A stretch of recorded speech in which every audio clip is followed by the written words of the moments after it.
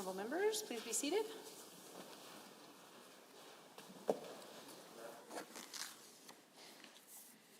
Under Government Bills and Orders for second reading, Bill 56, Local Measures Statutes Amendment Act 2021. Adjourned debate. Honourable Mr. McIver.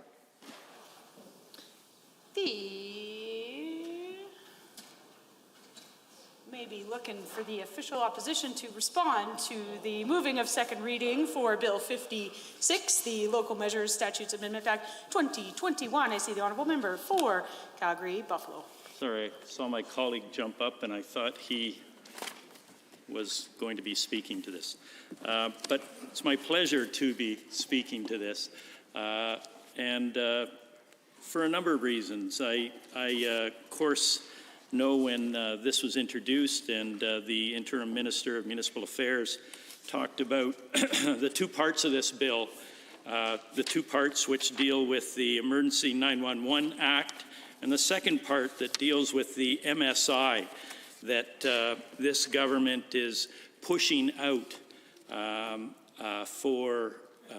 in continuing to operate for another 3 years, and then talking about the legislation of the local government fiscal framework, which this government promised they would bring in already. And that's not happening, obviously, because this government has put itself in a hole, Madam Speaker. They have squandered money on various things that have left themselves short to deal with municipalities in this province. And when I say squandered, I think later today we're going to be tonight we're going to be talking about KXL, that $1.5 billion that we know has been squandered, and Albertans are out on a bad bet, a bad deal to incentivize or take an equity share in KXL pipeline that was never going to happen, Madam Speaker.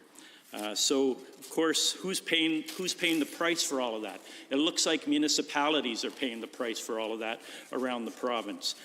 We know that municipalities have been severely negatively affected by this government, by the number of decisions this government has made that have left municipalities aside, that have left off contributing to municipalities. And municipalities can't do the same things the government of the province of Alberta can do. They can't take down debt because they are prohibited from doing that. So what do they depend on? They depend on grants and funds from the provincial government, the federal government, and they leverage those up with their own taxpayers' monies, Madam Speaker. But we know that municipalities, as a result of the decisions this government has made to squander money repeatedly on different initiatives, and I've just mentioned KXL, but we know that there are significant other ones that, the collection of taxes, lowering the tax rate from 12 to 8%. Madam Speaker, you don't do that and figure you're going to get the same tax draw from those businesses. And what's happened with that money, Madam Speaker? It's squandered because it's gone into the pockets of shareholders. It's gone into the dividends of shareholders. And we haven't got anything back in this province as a result of that. There's no creation of jobs. And speaking of jobs, the entities out there that can create jobs, maintain jobs, are municipalities, and they're being negatively affected. They're being gutted by this UCP government, and this government is finding every conceivable way to increase costs on Albertans through their municipalities. And I said that municipalities can't go into debt, so they have limited choices on what they can do. They can cut back their services, which no one likes, no one wants. Ratepayers, taxpayers only want to see their services go one way, and that's to increase and there be more services and more value for the money that they pay in taxes. But this government is not doing is putting them in a pretty difficult situation. The other things this government, UCP government, is doing is, as I said, increasing costs onto local Albertans through their municipalities is by things like increasing provincial park fees, de-indexing the income tax system, meaning all of us will pay more. When we were government, we indexed that system so that if a person had an inflationary increase in their wages, they didn't pay more taxes to us because we increased the tax bracket threshold for them. But this government's not doing that. And in terms of property taxes, those are likely going up. And now there's a new 10% charge that municipalities will have to pay for disaster events. I wonder how that will be apportioned, Madam Speaker. I know one mayor in the regional municipality of Wood Buffalo says it's abhorrent that this government is doing that because his area has been hit hard by disasters of late. And so they're going to have to be ponying up all those monies to meet their 10% increase that's going to happen. Madam Speaker, there are two parts of this bill, of course. Bill 56, I mentioned the 911 Act and the MSI. The MSI cuts and reductions to that funding from the provincial government are massive, Madam Speaker. They are averaging out at around 700 over 3 years, $750 million, I think, if you add that up and divide by 3. Where previously the UCP government agreed to a much higher amount to municipalities for their infrastructure builds, for their ensuring that they create the kind of quality living experiences in their municipalities that residents want. So the reductions to MSI are significant. They will be felt for a long time in municipalities, and municipalities will not be able to address the needs of their local constituents as a result of this. Madam Speaker, when we were government, we front-ended, just like is proposed here, the funding for MSI. We had the highest amount of MSI funding ever at that time. Of course, it's gone up in subsequent years, but you know, this UCP government is finding a way to reduce that drastically, and AUMA calls it a 36% reduction to MSI. If you look at the last 10 years of that program and the amount of money these 3 years indicate is a 36% reduction to MSI, which is it gets felt in municipalities. Municipalities can't build as much as they want to, and what do we need now? More than ever, we need people to get back to work. We need people to be working on creating the kind of infrastructure this province needs on roads, on sewers, on other water initiatives throughout the province, on the LRT, the Green Line in Calgary. We need all of that. And it'll put people back to work. It'll cause companies to get jobs as a result of that investment that municipalities leverage up. And none of that, or not as much of that, will happen now. And this government has only done one thing with regard to jobs in this province, and that is not add to them. They've not found any way to diversify the economy, to add to jobs, to make sure that Albertans who have been unemployed for a good long time as a result of COVID get back to work as soon as possible. So, Madam Speaker, I'm disappointed in this bill. I don't think AUMA, RMA, the municipalities that speak through their organizations wanted this to happen, understands why this is happening, especially when there is, as I said, money being squandered by the UCP government on KXL, on a $30 million a year war room times 4, on an anti-Albertan investigation that is spending millions and nobody wants in this province. These are the things that, had they been directed to infrastructure development through the MSI program, or even through the 911 service program. You know, there were alternatives that this government had with regard to 911. It didn't have to pass it on at this point in time to 911 users. It could have helped municipalities that have to pay a portion of this $41 million that's going to be going to upgrade 911 throughout the province. It didn't have to pass all of that on this year. It could have assisted municipalities with some of that payment for this year and for next year perhaps, and then feathered that in or seen that come into municipalities in the third year.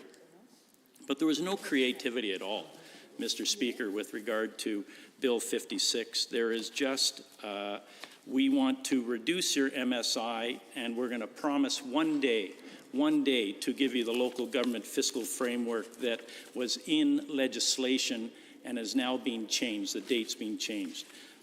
There was no creativity in the way this bill was brought forward, was talked about with municipalities. All there was this is what you have to pay, this is what we're putting in legislation, and this is what you'll have to deal with.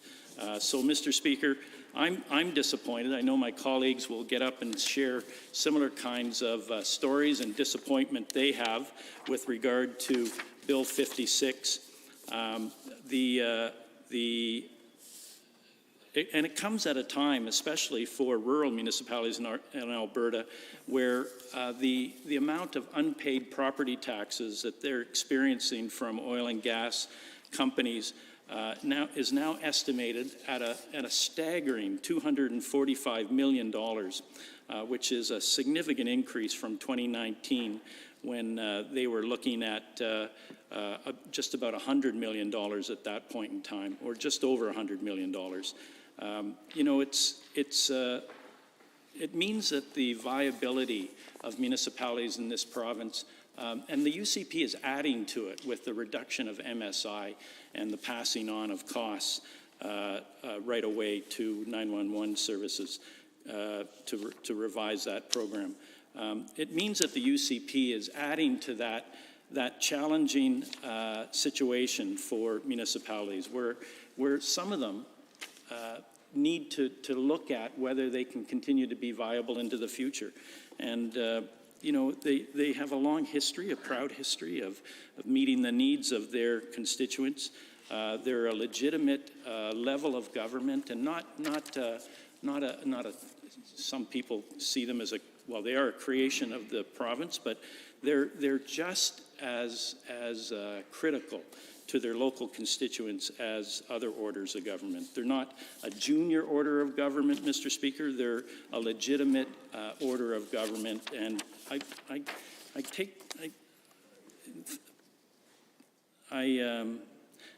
think that in many cases, when I hear members from the opposite side talk about municipal governments, they believe that they're less capable. They're junior to us around this table or the federal government. What they are is they're just as legitimate. I spent 15 years at a council table.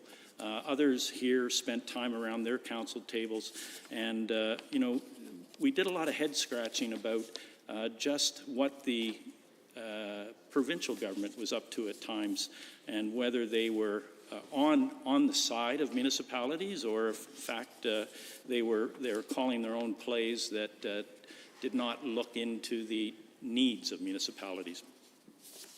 So I think Bill 56 is wanting on a number of levels. I've talked about the surprise, the 911 service increases that'll be put on all 911 users as well as municipalities. There are, of course, important upgrades coming, but I think there was an opportunity to be more creative in the levying of the timing onto municipalities for their costs. This government could have helped with all of that and didn't, and that's not helpful for municipalities, certainly at this time. And the other thing, of course, is that the reductions to MSI, because this government has left itself in a significant financial problem, with a significant financial problem, and essentially downloading onto municipalities that hurt is something that municipalities don't have the same legislative tools. They don't have the same financial tools as the provincial government to pick up. So what they do, and I just want to underline what they do, is they look to their services that they're providing, and they cut those, which means cutting staff, which means leaving constituents not pleased with the level of service often. And it means that there are more people in Alberta than looking to get support for not having work and not being employed. So the cuts are pretty drastic to the MSI program, and it pushes out any funding sharing program in legislation beyond the next election for the local government fiscal framework. And if you recall, Mr. Speaker, we put that for the two large cities, we put that framework, that legislation in place. It was called the Big City Charters, and it would have kicked in during, or would have kicked in certainly during this time here, but it was scrapped by the UCP government. So I will, I think, Mr. Speaker, take my seat, but recognize that at some point I'll have some amendments to make with regard to second reading as well as the second reading. Thank you. Honourable members, before us this evening is Bill 56, Local Measures Amendment Act 2020. Are there others wishing to join the debate? The Honourable Member for Spruce Grove, Stony Plain. Thank you, Mr. Speaker. I'm honored to stand here today and speak on behalf of Bill 56, the Local Measures Act. And I'd like to thank the Minister of Municipal Affairs and Transportation for the great work he has done on this bill. As a former three-term councillor for Spruce Grove, I know how important a sustainable capital funding model is for municipalities, and this bill supports that objective. Bill 56, the Local Measures Act, amends the Local Government Fiscal Framework Act and modernizes Alberta's 911 technology. This bill aligns the local government fiscal framework and the Municipal Sustainability Initiative with our recently passed budget of 2021. These changes ensure that the Municipal Sustainability Initiative, also known as MSI funding, is extended to 2023 and 2024. This will not only give municipalities certainty on the capital funding they will receive, but will also ensure that this funding remains front-loaded and flexible. This bill will require that the MSI funding be transitioned over to the Local Government Fiscal Framework, or LGFF, in 2024 or 2025. Now, when that occurs, there will be a baseline funding of $722 million, which will rise or fall based on provincial revenues. And that is an important point to stress, Mr. Speaker. Alberta's economy has been hammered for the past 6 or 7 years, and with the low oil price, the province's finances have struggled well before the pandemic, and reckless spending by the former government made matters worse while driving away important investment. It is during these tough times that all levels of government must do their best to live within their means. Our government has worked hard to reduce unnecessary spending and become more efficient in delivering programs. As MLAs, we have taken a 5% pay cut, and the Premier took a 10% pay cut. And we must all do our part in these trying times, and that includes our capital spending. Now, there have been a lot of capital spending this past year, including $500 million provided to municipalities under the Municipal Stimulus Program of 2020 to 2021. Now, this spending is part of Alberta's recovery plan and has been a good source of economic stimulus and job creation during this pandemic. MSI spending will increase in 2021 to 2022 to $1.196 billion, and then in 2022 to 23 and 23 to 24, this spending will be at $485 million. Now, another major part of this bill is the modernization of Alberta's 911 system. Alberta's 911 system has not had an actual update in nearly 30 years. 30 years. Now, this may sound old or make me sound old, but a lot has changed in the last 30 years, especially technology. Just look at any video game from the early 90s or how clunky computers were during that time. And for the gamers here, they can remember Wolfenstein and Super Mario Bros. 1 or Duck Hunt compared to the games of today. And just to make sure, or really make sure that they feel old, this August will be the 30-year anniversary of a thing called the World Wide Web, Mr. Speaker. Think about that. What I'm trying to say is that the 911 system needs a major update, and I'm glad to see that this legislation will actually make it happen. The federal government, through the Canadian Radio, Television, Telecommunications Commission, has mandated that Canada's 911 system be upgraded to next-generation 911 technology by March 30th of 2024. This upgrade will allow first responders to locate people faster and allow Albertans to communicate with a 911 dispatcher beyond just phone calls. And this is going to benefit not just residents of Spruce Grove and Stony Plain, Mr. Speaker, but residents all over the province. Albertans will also be able to text 911 once these upgrades are completed. Again, a massive new change with technology that will benefit Albertans.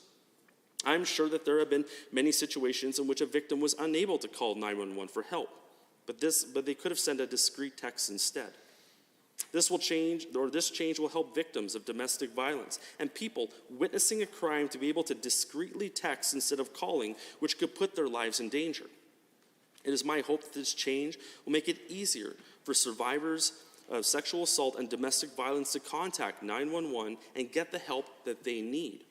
And Mr. Speaker, I want to clarify something to the House. The technology upgrades in this bill will only affect the 911 emergency dispatch callers and will not affect EMS, policing, firefighters, or anything else related to first responders. These upgrades will improve 911 services, regardless of who answers the phone. The costs for these updates are minimal and less than other provinces such as Saskatchewan. If passed, phone bills will see an increase of the 911 levy by 51 cents more per month, up from 44 cents effective September 1st, 2021, a small price to pay for increased safety. This minimal increase is necessary for the increased safety that these upgrades will bring. And next generation 911 will improve location accuracy, which will help locate callers in rural and remote areas, and will even be able to determine the height of a call. For example, next generation 911 will be able to locate where someone is within a tall building in downtown Edmonton or Calgary. This is phenomenal technology, Mr. Speaker. Bill 56 is an important piece of legislation for municipalities and our 911 system, and I urge all members of this House to vote in favor of it. Thank you. Honourable members, Standing Order 29-2A is available if anyone has a brief question or comment for the member for Spruce Grove Stony Plain.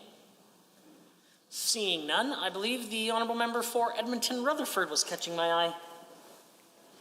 Thank you, Mr. Speaker. I appreciate the opportunity to speak to Bill 56 for a few moments. It is concerning me a lot as I watch the actions of this government with regard to its relationship with municipalities, to see that this government is really continuing to undermine the well-being of municipalities and to undermine the ability of municipal councillors to be the individuals who make determinations with regard to issues in the municipalities. And I think that there's some deep concern about that. It is, of course, true that the municipalities are a child of the provincial government, and that the legislation as it stands does allow the provincial government to step in and to make some changes in terms of the municipal government rules and regulations. But it also is important to recognize that municipalities were formed for a reason, not simply to offload work from the provincial government. It wasn't a matter of, we've got too much to do, so let's find somebody else to do it. Rather, it was a decision to create municipalities based on the idea that good governance requires different levels of government who are focused on different aspects of the well-being of the citizens of the province of Alberta, and that a local government is best when issues matter in a contextualized local geographic context. Not all issues are equally the same in terms of their importance throughout the province of Alberta. In some big cities, for example, there are major issues that need to be handled, such as the transportation of literally millions of people every day, which calls upon the municipal government to be more focused on things such as public transportation, issues that are much less likely in some of the smaller towns who have perhaps less than 20 or 30,000 people. Many would have much less than that, even a few thousand people, and who would not be interested in issues such as public transportation, LRTs and so on. And so it's good to have a level of government that is flexible in that way, that deals with the issues that are important for the local community and not always worried about the issues of the larger communities.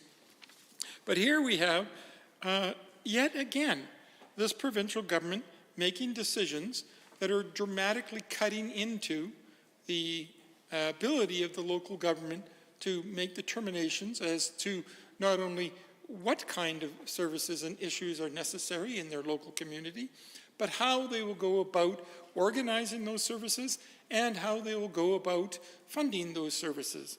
And it's very problematic when this government acts in such a way that it believes that only the provincial government has anything of value to say to citizens of the province of Alberta. It seems to be part of a strange mindset on the government side that in spite of the fact that we do elect people on multiple levels, that they believe they're the only ones that have a mandate from the people in this province, which I think is very problematic.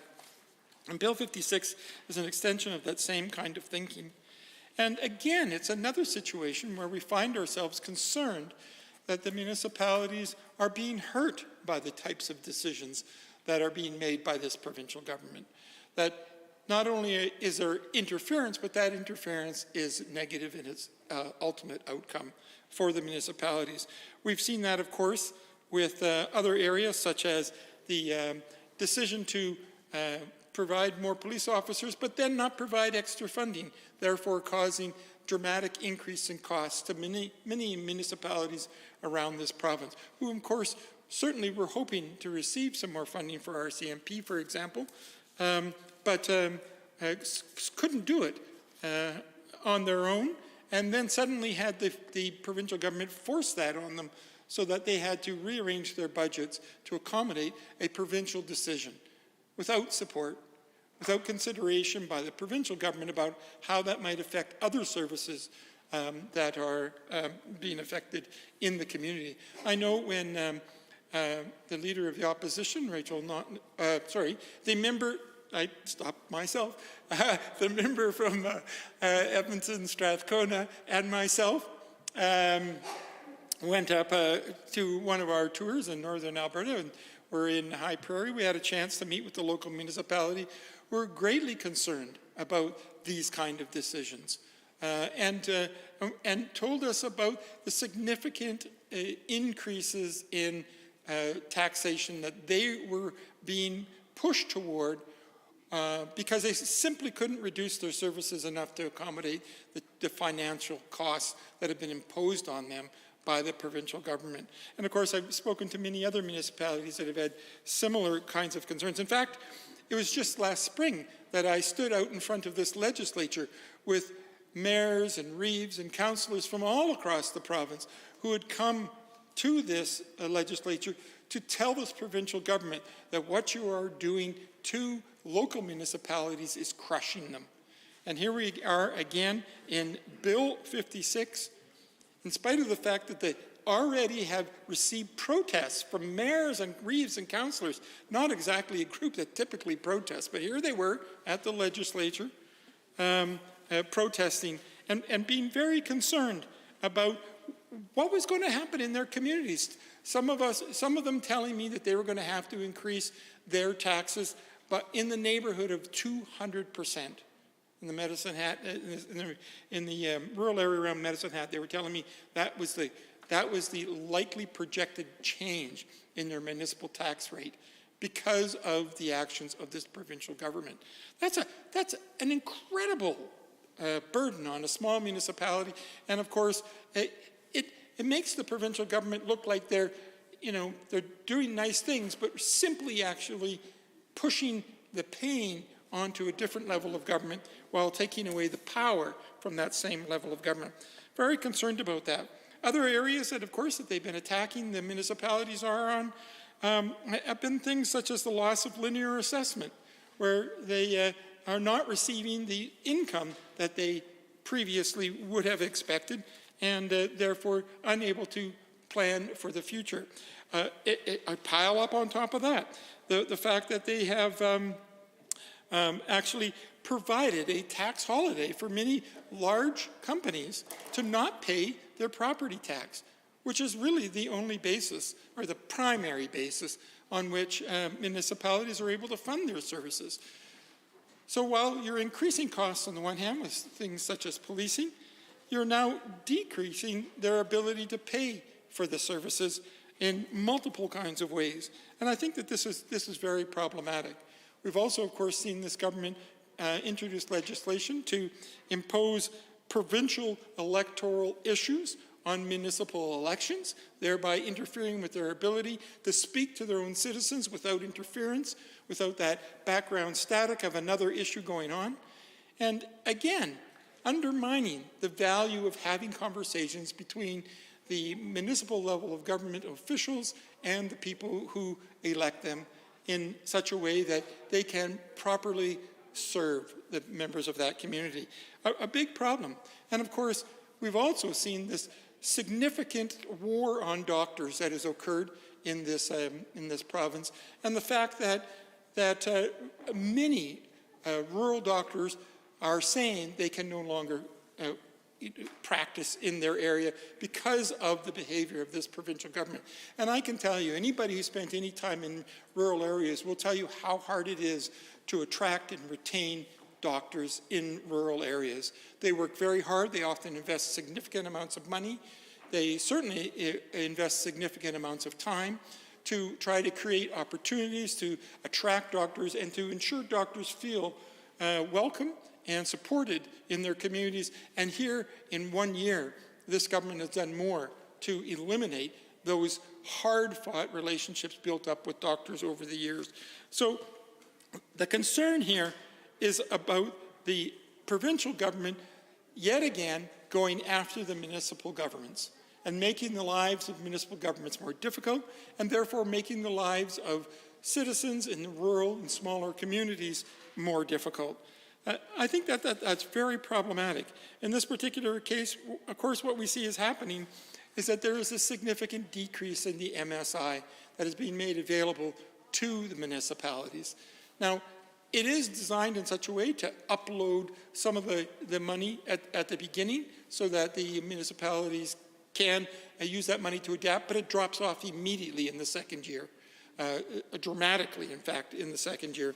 And as a result, what we have is we have municipalities that over the next 3 years will essentially lose about $750 million in funding that was available to them prior to this act coming in.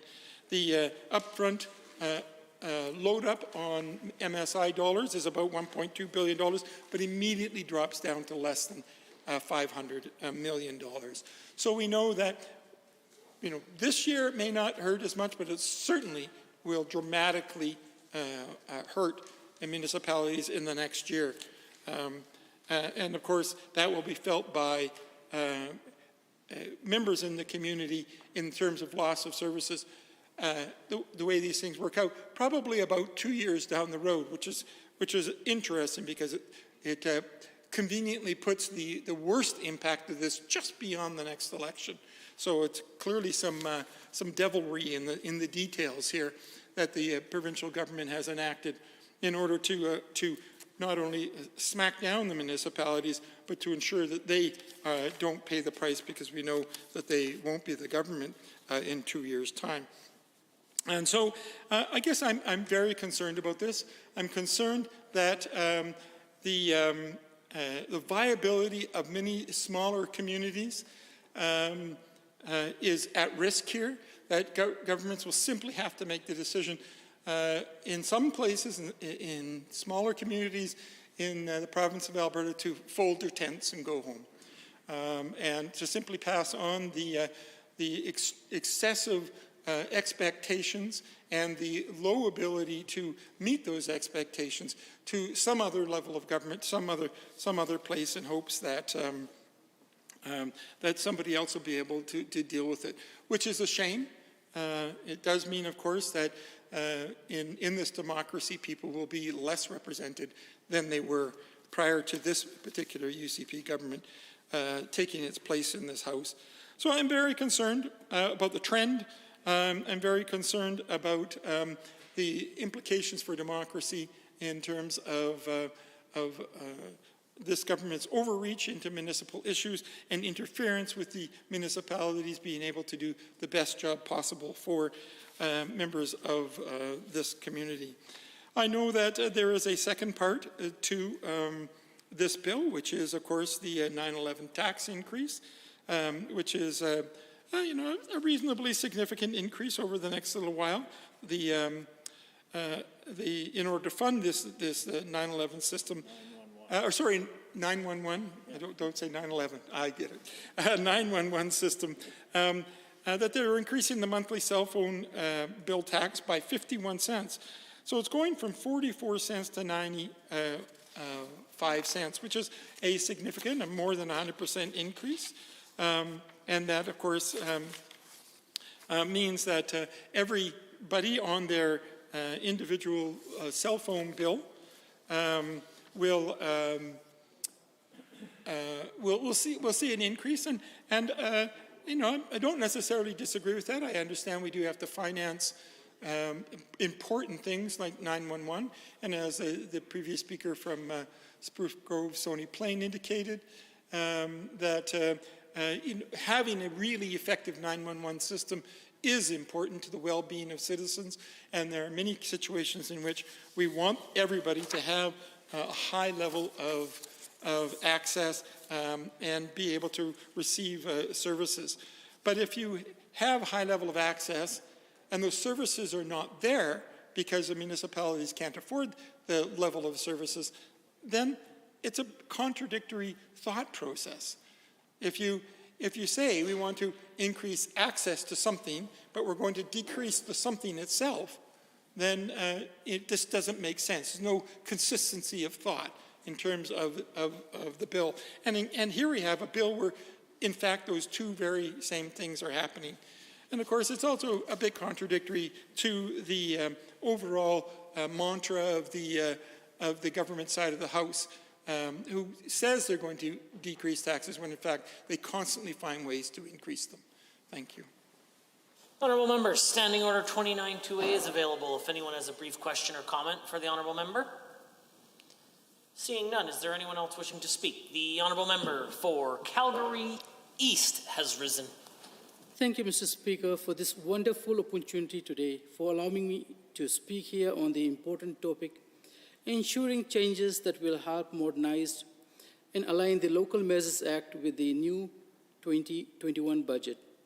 Bill 56, the Local Measures Act, amends to align changes to local government fiscal framework, LGFF, and the Municipal Sustainability Initiative, MSI, with budget 2021. It also will aim to modernize Alberta's 911 technology through important amendments to the Emergency 911 Act. Firstly, I would like to acknowledge the Minister of Municipal Affairs for taking the initiative and important measures to ensure the protection of Albertans are improved and ensuring the MSI and LGFF align with the budget 2021. And would like to extend my appreciation to all the Albertans and key stakeholders for listening to the numerous concerns around issues with violent crimes and serious challenges that are faced by our vulnerable population. Mr. Speaker, Bill 56 is proposing a number of changes to the Local Measures Act that would ensure Albertans that our local municipalities feel supported and respected. The LGFF will be implemented in 2024 and 2025 with predictable, stable, and legislated baseline funding of $722 million, which will rise or fall based on provincial revenues, and the Local Measures Act will support Budget 2021 by extending MSI funding to 2023-2024 to provide front-loaded and flexible capital funding for municipalities. MSI funding is condensed over the next 3 years to an average as $722 million per year, as Alberta is ensuring that we live within our means as we face the unprecedented challenges with COVID-19. Mr. Speaker, Alberta's government provided $500 million to municipalities under Municipal Stimulus Program in 2020-2021 as part of Alberta's recovery plan, much of which will be spent in 2021. The aim is to have a future balanced budget with an assurance of creating jobs and more businesses in the province. If we continue to follow the path to pursue financial stability with our system, then this will definitely help the province and all Albertans. Mr. Speaker, let me be a reminder that again our government's platform made a promise to make life better for all Albertans. Domestic violence rates increased during crises like the COVID-19 pandemic. Alberta's government provided an additional $6.1 million to shelters across the province, ensuring supports continue to be safe and accessible. Alberta already has one of the strongest legislation to protect and ensure all Albertans feel protected against crime.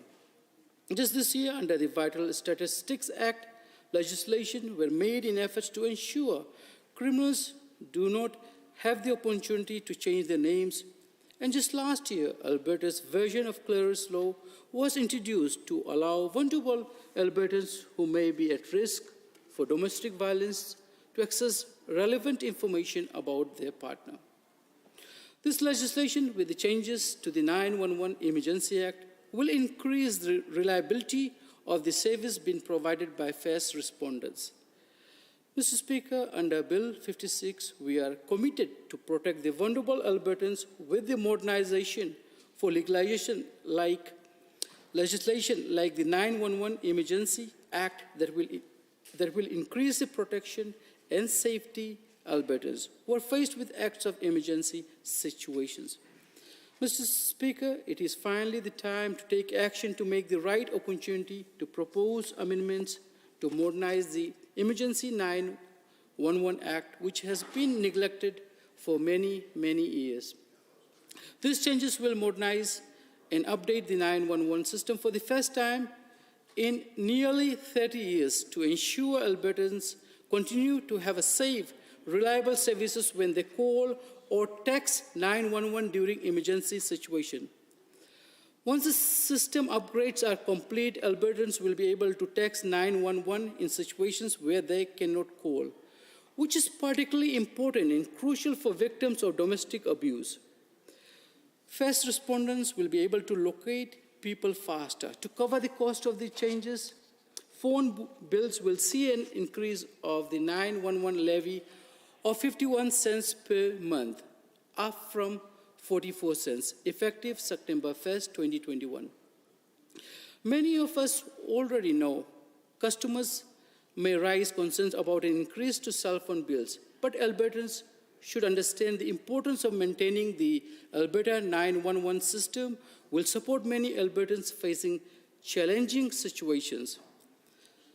Mr. Speaker, this is a significant risk that Alberta's 911 system will not be able to transition to NG 911 without additional funding, and also the government recognized that. Alberta is experiencing a significant economic downturn from the challenges of the pandemic.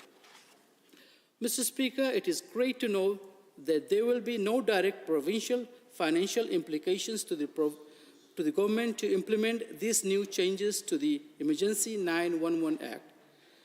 Mr. Speaker, this technology upgrades will have nothing to do with EMS, policing, firefighters, or professions that are related to first responders. It will be simply only for 911 emergency service system and to help first responders and Albertans with efficacy. These changes will allow the reduction of barriers and will improve the efficiency and will support callers and Albertans to utilize better services that will work regardless of who answers the phone. The federal government, through the Canadian Radio, Television, Telecommunications Commission, CRTC, had mandated that Canada's 911 system be upgraded to next generation 911, NG 911 technology by March 30th, 2024. Mr. Speaker, our government will continue to work with other provinces and territories so that the implementation of similar legislation or order be made, ensuring the same goal and purpose would be as well attained. And it explains that this will be a step to a better direction and it will be more effective as part of a pan-Canadian approach. This is in line with other provinces and is crucial to cover the cost of the system upgrades. For example, Saskatchewan has announced their levy will be $1.88 per month due to differences in provincial systems and has been minimal public pushback to a recent 911 levy increase in New Brunswick.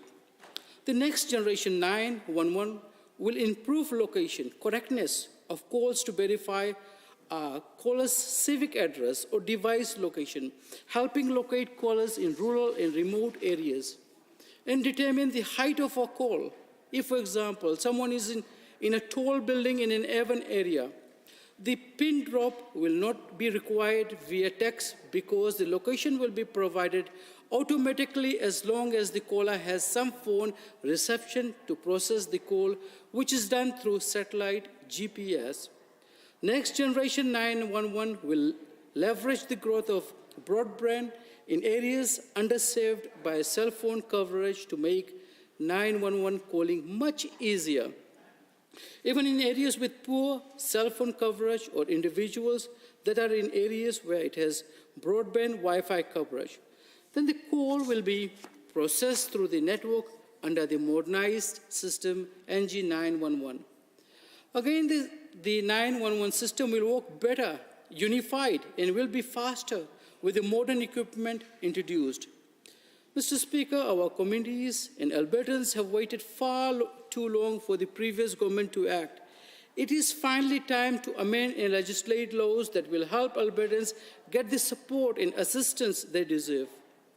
These additions will help communities and individuals that cope up with the trauma and help further strengthen the promotion of public safety. The constituents of Calgary East have been eager to see these changes that will ensure and enhance the public safety in our province. They have been in careful watch of the security of their communities as criminals' activities happen when nobody is observing. With these changes, the safety of everyone is strengthened. Mr. Speaker, Bill 56 will further strengthen our commitments to help ensure our vulnerable Albertans that are faced with violent crimes are being protected and have access to reliable and efficient services. The changes in this bill are another step to ensure the government is taking actions to help protect families and support Albertans. The utmost duty of our government is to protect citizens and strengthen public safety of all Albertans. It is unfair to the victim of violence to be living in a province that will not have a modernized system to ensure they feel safe. Mr. Speaker, we must do everything we can to protect the children and vulnerable Albertans. That is why it is important for this bill to pass, and there have many groups and stakeholders who have voiced their support on this bill. The government will never stop finding solutions and communicating information that is vital for the resolution of the current situation. I know that this will receive positive remarks from other governments and would likely adopt these changes as we try to work harmoniously together. So, Mr. Speaker, I again encourage everyone in this chamber to support this bill and support all individuals that are dealing with the challenges and the family that are affected. Again, I applaud the minister and all the staff and team members that have been involved in the crafting of these proposed changes that will ensure the protection of Alberta and will ensure that our vulnerable population is supported and services and technology are continuously being upgraded to meet the demands of our modern day world. Thank you, Mr. Speaker. That's funny. Honourable Member, Standing Order 29-2A is available, and I see the Honourable Member for Calgary Buffalo has risen to ask a brief question or comment. Yeah, thank you very much. Just with regard, listening to the member from Calgary East, he spent precious little time talking about, the loss to municipalities of hundreds of millions of dollars of infrastructure money that they would invest in their municipalities across the province to put people to work, to increase the economy in those regions and in our cities. Mr. Speaker, I don't think that there is support from RMA and AUMA with regard to the significant decrease in funding that they'll be getting as a result of this bill becoming law. To $722 million at 2024-2025. That's when the local government's fiscal framework will kick in with this bill. Mr. Speaker, what the member from Calgary East forgot or didn't mention was the escalator clause is reduced by half through the negotiations from $1 per dollar. If the province would earn $1 in terms of where it sees itself collecting on the various taxes and other things, the municipalities will only get 50% of that as an escalator, where previously they would have got $1 per dollar, Mr. Speaker. So, I was there when the first MSI was formed with the two mayors, Mayor Baron-Kanye and Mayor Mandel, working with the Premier Stelmach at the time. And Mr. Speaker, I can tell you that this was a significant program that helped our municipalities all the way across the province put in needed infrastructure and address the growing population in this province, setting us up for a province that grew the most in terms of GDP for several years running. Now we're in a challenging time, there's no doubt. But why are municipalities being forced to pay for that, Mr. Speaker? I know the member from Spruce Grove, Stony Plain, talked about this earlier, and he was around a council table too, and he can probably tell you, Mr. Speaker, how important MSI monies were to his community when he was a councillor there.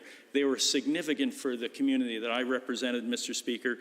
This characterization that this is an important bill that all municipalities, rural municipalities will support. I look at their newsletters all the time, and I've not seen any great outpouring of support. What I've seen is a concern, Mr. Speaker, that their legislated agreement on the LGFF was pushed out.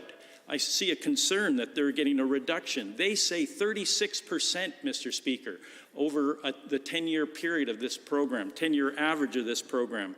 And you can't reduce your program that much and not have a knock-on effect to your taxpayers, either through the reductions of services provided by municipalities, the reduction of staff in your communities, or an increase in taxes. Mr. Speaker, both of those things are happening, unfortunately, in our province as a result of the actions of this government. And the member from Calgary East perhaps would like to address how he thinks municipalities feel about that. The Honourable Member for Calgary East or others? Seeing none.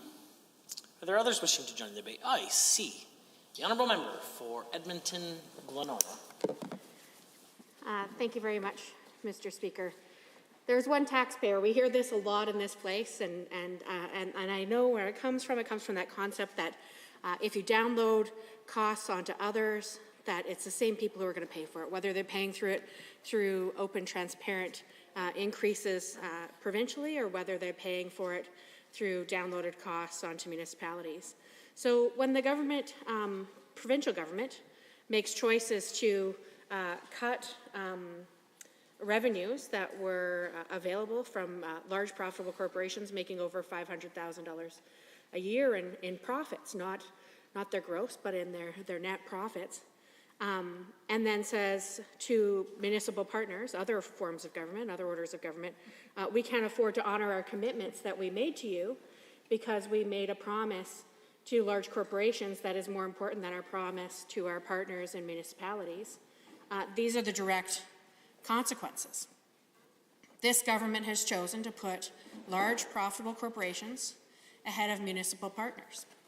And when I look back to just 2 years ago, during the election period, there were very clear promises made to municipalities that MSI would be maintained, that the Big Cities Charter, it may have had a different name at that point, but that charter that was struck between Edmonton, Calgary, and the province would be intact. The current premier, as well as the former premier, made that commitment. The current premier broke his word. He's downloading costs onto municipalities, and this bill is an example of how that will be carried out during this term of this government. So again, big promises made, big promises broken. Because it's about choices and it's about priorities, and it's about choosing to put municipalities and those who live in municipalities, which is all of us, on the bottom of the priority list.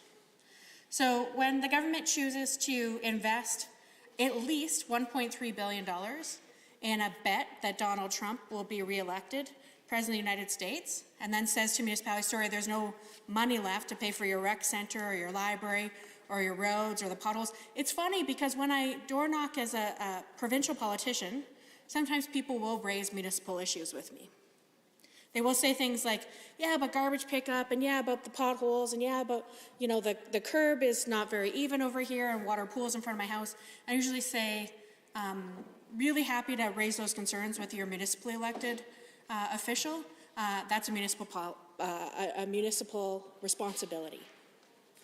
But the exact money that goes towards funding those things, this government has made the intentional choice to chip away at, to erode the foundation that municipalities have. So you bet when I'm door knocking in my own riding and possibly in others, and people start raising those municipal issues, there is absolutely a direct link now between the municipal issues that they'll be raising about their road maintenance, their road infrastructure, and this provincial government. Because this provincial government chose to break a promise to municipalities, which in turn is a promise to all voters. Because that one order of government asked for that commitment from this order of government. The promise was made just over 2 years ago in the election campaign, and very quickly thereafter it was broken. So this is one example of how this government has chosen to download additional costs onto municipalities. There also was the, this one, most Albertans absolutely would shake their head at this one. When the government gives grants in place of taxes, grants in lieu of taxes, GPOT I think it's usually referred to, and chose to cut those grants, the government chose to cut how much taxes they pay to other municipalities. That was another big disrespectful move on the part of the government. Imagine thinking that, well, we just really can't afford to pay our taxes this year to municipalities, so we'll cut the amount of money we give to them. In paying our own taxes as well. Doing it through grants, large substantial grants like this that support infrastructure, that support our municipalities being forward-thinking, being able to build. Obviously, when we've talked about counter-cyclical financing and the importance of having good rent-paying, I won't even say mortgage-paying, but rent-paying jobs in this economy, and for the government to decide that it's not becoming on them to keep their partnerships, to keep their promises to municipalities around infrastructure. That has not only a direct impact on the municipality itself, on the ratepayer themselves, the homeowner who's paying those municipal taxes, but also on the people who were relying on those jobs in our municipalities across our province to help pay their rent. Let's pivot for a moment to 911 services. This is one of those little sneaky ones that just found its way into this bill and is going to jack up fees for everyone's cell phone. Everyone's cell phone. Some households, there was a study recently, I think it's over 88% of households in Canada. Yeah, CRTC, 88% of Canadian households say they have a cell phone. And I know, Mr. Speaker, probably your house is like many houses in my riding. I don't know this for sure, but I'm guessing that households that have more than one person often have more than one cell phone, especially as younger people grow up. I have a niece who's saving up money, and I said, what are you saving for? She said, either university or a cell phone. I haven't decided which one yet. These are important tools for communication in their lives and tools to keep themselves connected to their friends and their family, but also to keep them safe.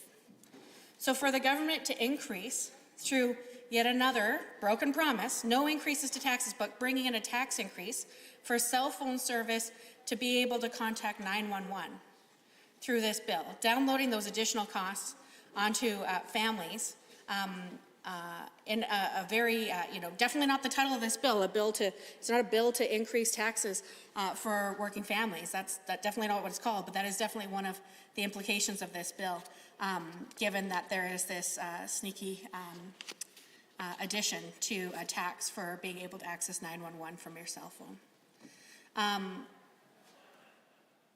Being able to access 911 should not be a luxury, something that is taxed in this province. It is something that we, from a very young age, teach children about the importance of that lifeline being there if they're in an unsafe situation, if they're in a crisis, that there is somebody on the other end of 911 who's there to help them. And to tax that, Mr. Speaker, I think is just the height of disconnection. Feeling disconnected from the actual voters. If you were to say to voters, how do you feel about being able to access 911 from your cell phone? Should we put a tax on this? I would love to see that go out for public consultation and put that on the ballot when it comes to municipal elections. How do you feel about the provincial government downloading more costs onto municipalities and onto you directly by increasing the amount that you have to pay by adding a tax to your cell phone bill for you to be able to access 911 services? I highly doubt that that would be something that the public in large would support, Mr. Speaker. One of the things I love about second reading is that you have an opportunity to ask questions about the bill, and hopefully some member of the government will get back to you. Ideally, in second reading, worst case scenario in committee of the whole. Actually, worst case scenario is they don't answer the questions at all, but let's try a few questions because I think it could potentially move this debate forward and get us to a better place. So has the government tallied up the total amount of funding that they've cut and downloaded onto municipal taxpayers and ratepayers already to date? Have they already kept track of how much it was before this bill? And have they tallied up how much it is as a direct result of this bill? I think that that would be an important piece of information for all members of this assembly because I don't recall anyone on the government side saying that they were running on increasing taxes for municipalities, that they were going to download that onto municipalities. Has the government done analysis about what these higher property taxes mean to individual payers in their own ridings? Have they done an analysis of that, what the downloaded costs are going to mean for the one taxpayer that you're representing in this place? Have we done that analysis? And has the government contemplated the impacts of taxing something as basic, which should be a right for all Albertans to be able to access 911 services without having to be taxed for it? Like that is just, again, something that I don't think many people who thought they were voting for jobs and the economy and pipelines thought that they were going to see downloaded here. In fact, there were a lot of promises made about affordability and making life more affordable when really the opposite's happened. It's happened in these examples that I've highlighted today, as well as with things like even camping for this upcoming summer season, which I hear is supposed to be the best summer ever.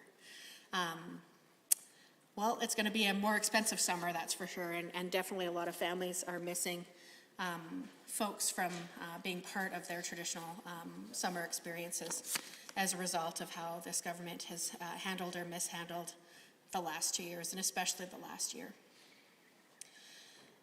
So when you look at this analysis that we have tried to begin presenting tonight when it comes to municipal rates and the impacts on property taxes and ratepayers in general for who will have these costs downloaded onto them, I ask that the members of the government caucus consider the platform that they ran on and how this is a direct contravention of that and an absolute broken promise to the people that we are all sent here to represent.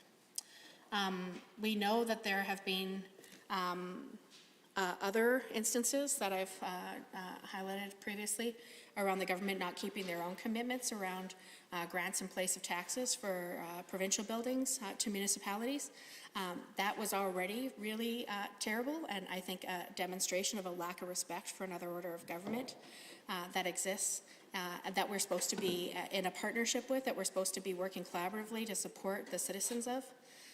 And definitely, as my colleague, the member for Calgary-Buffalo, has highlighted, broad opposition from the organizations that represent municipalities with this erosion of this very foundational and fundamental funding to ensure that they can keep their commitments to their to our citizens that happen to live in municipalities. I also want to take this moment, I believe that just in the last sort of hour, the longtime mayor of the city of Calgary has announced his departure and stepping down from yet a fourth run for mayor, and I want to congratulate Mayor Nenshi on what I'm sure was a difficult decision. 3 terms, 11 years because of the changing in the length of term, 1 term into his time as mayor. I think he's one of the people I think about when we're discussing these bills, because I know how hard both he and Mayor Iveson, who's also announced his departure from the mayor's race. When I think about the big city charters, about the promises that were made specifically to Edmonton and Calgary, and how this government has made big promises to the people of Calgary and has broken those promises time and time again. This is an example of funding directly to municipalities for infrastructure. Another huge example that we just saw in the release of the budget is no new schools in the city of Calgary for public or Catholic students. So not only is the government eroding funding for municipal infrastructure, they're also failing to commit funding to meet the needs for a provincial responsibility, that being education. None in the city of Calgary for Calgary public or Calgary Catholic students. A real disappointment, I think, to many families who thought that the government would continue on a trajectory that they had promised, which was to invest in education, to invest in healthcare, to invest in jobs, the economy and pipelines, and objectively has failed on all fronts, has really failed on all fronts to deliver. So for the residents of Calgary, definitely you're on my mind tonight and many nights as we consider the impacts of this government's decisions on your own family's budget, as well as the resources you have available to one another. Again, somebody earlier today said this is going to be the best summer ever, and at the same time there are massive cuts to the grants that community associations rely on to provide programming and do basic maintenance to their facilities, including things like spray parks, cutting CFIP and SIP grants to impact things like spray parks and basic infrastructure for municipalities. This at a time when Alberta families are staying closer to home than they ever have, right? This last summer and probably this upcoming summer, a lot of people are making big plans to stay close to home. I met a new neighbor last night and said, what are your plans for the summer? And they're hoping to maybe house sit for somebody who is going away, who has a few dogs, that'll be a lot of fun, and hoping to spend a lot of time at the park and the playground. And I would like those experiences to be positive and robust, and I'd like to see our provincial government keep its word to families that they're not going to increase their fees, they're not going to cut their services, they're not going to hurt their municipalities' plans for infrastructure that supports the residents of those municipalities, of those communities. So this bill definitely is a move in the wrong direction, and I urge all of my colleagues to oppose it. Members, Standing Order 29-2A is available. I see the Honourable Member for Edmonton McClung has risen to ask a brief question or comment. Thank you very much, Mr. Speaker. Under 29-2A, I'm pleased to rise to ask the member for Edmonton Glenora if she would continue letting us listen to some of the experiences that she's had as a legislator and as a school board trustee.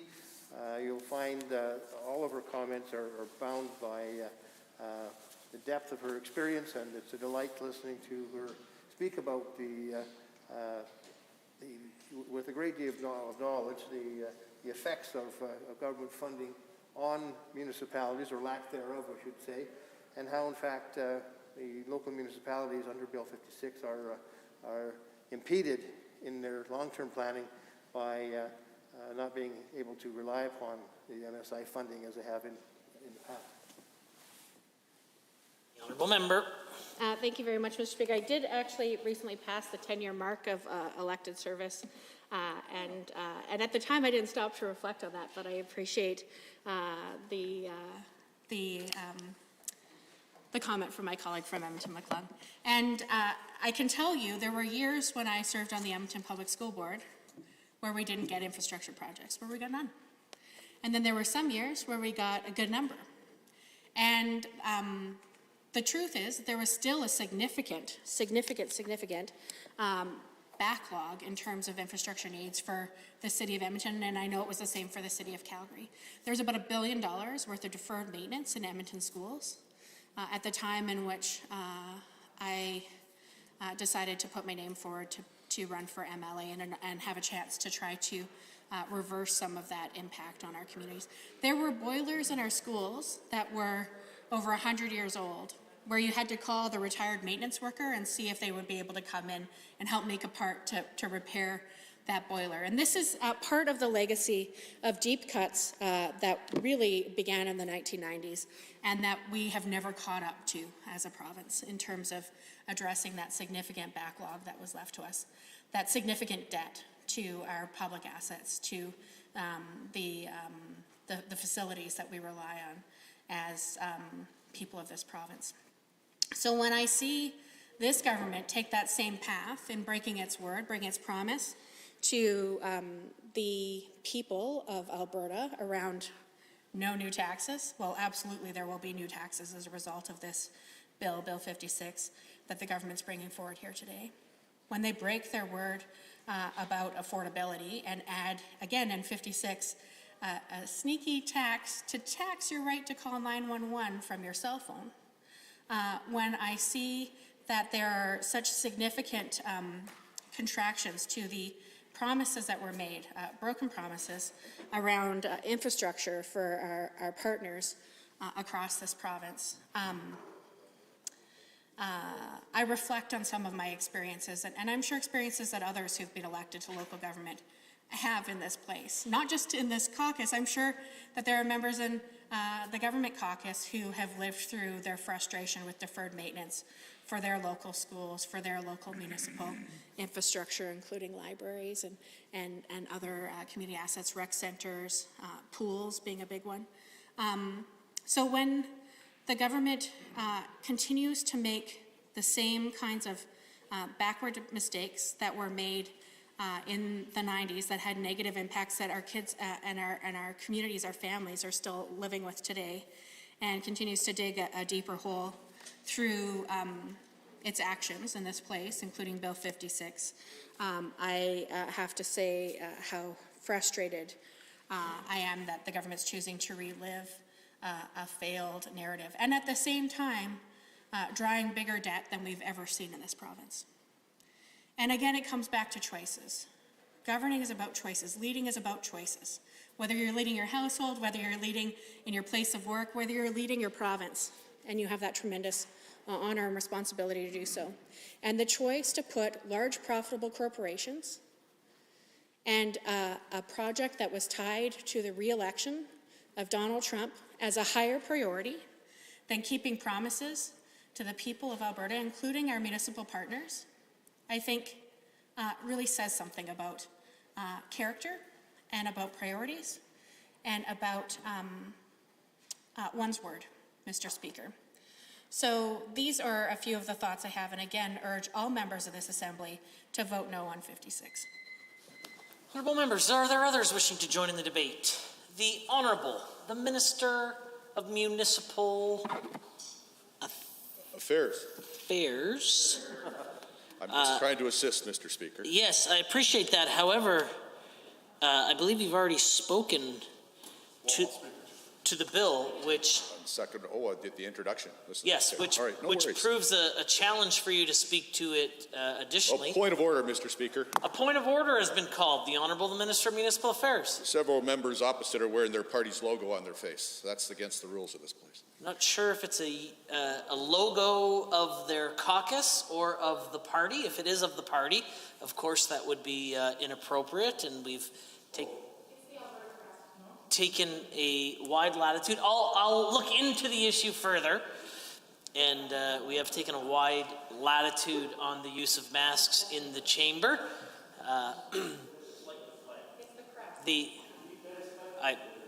Order.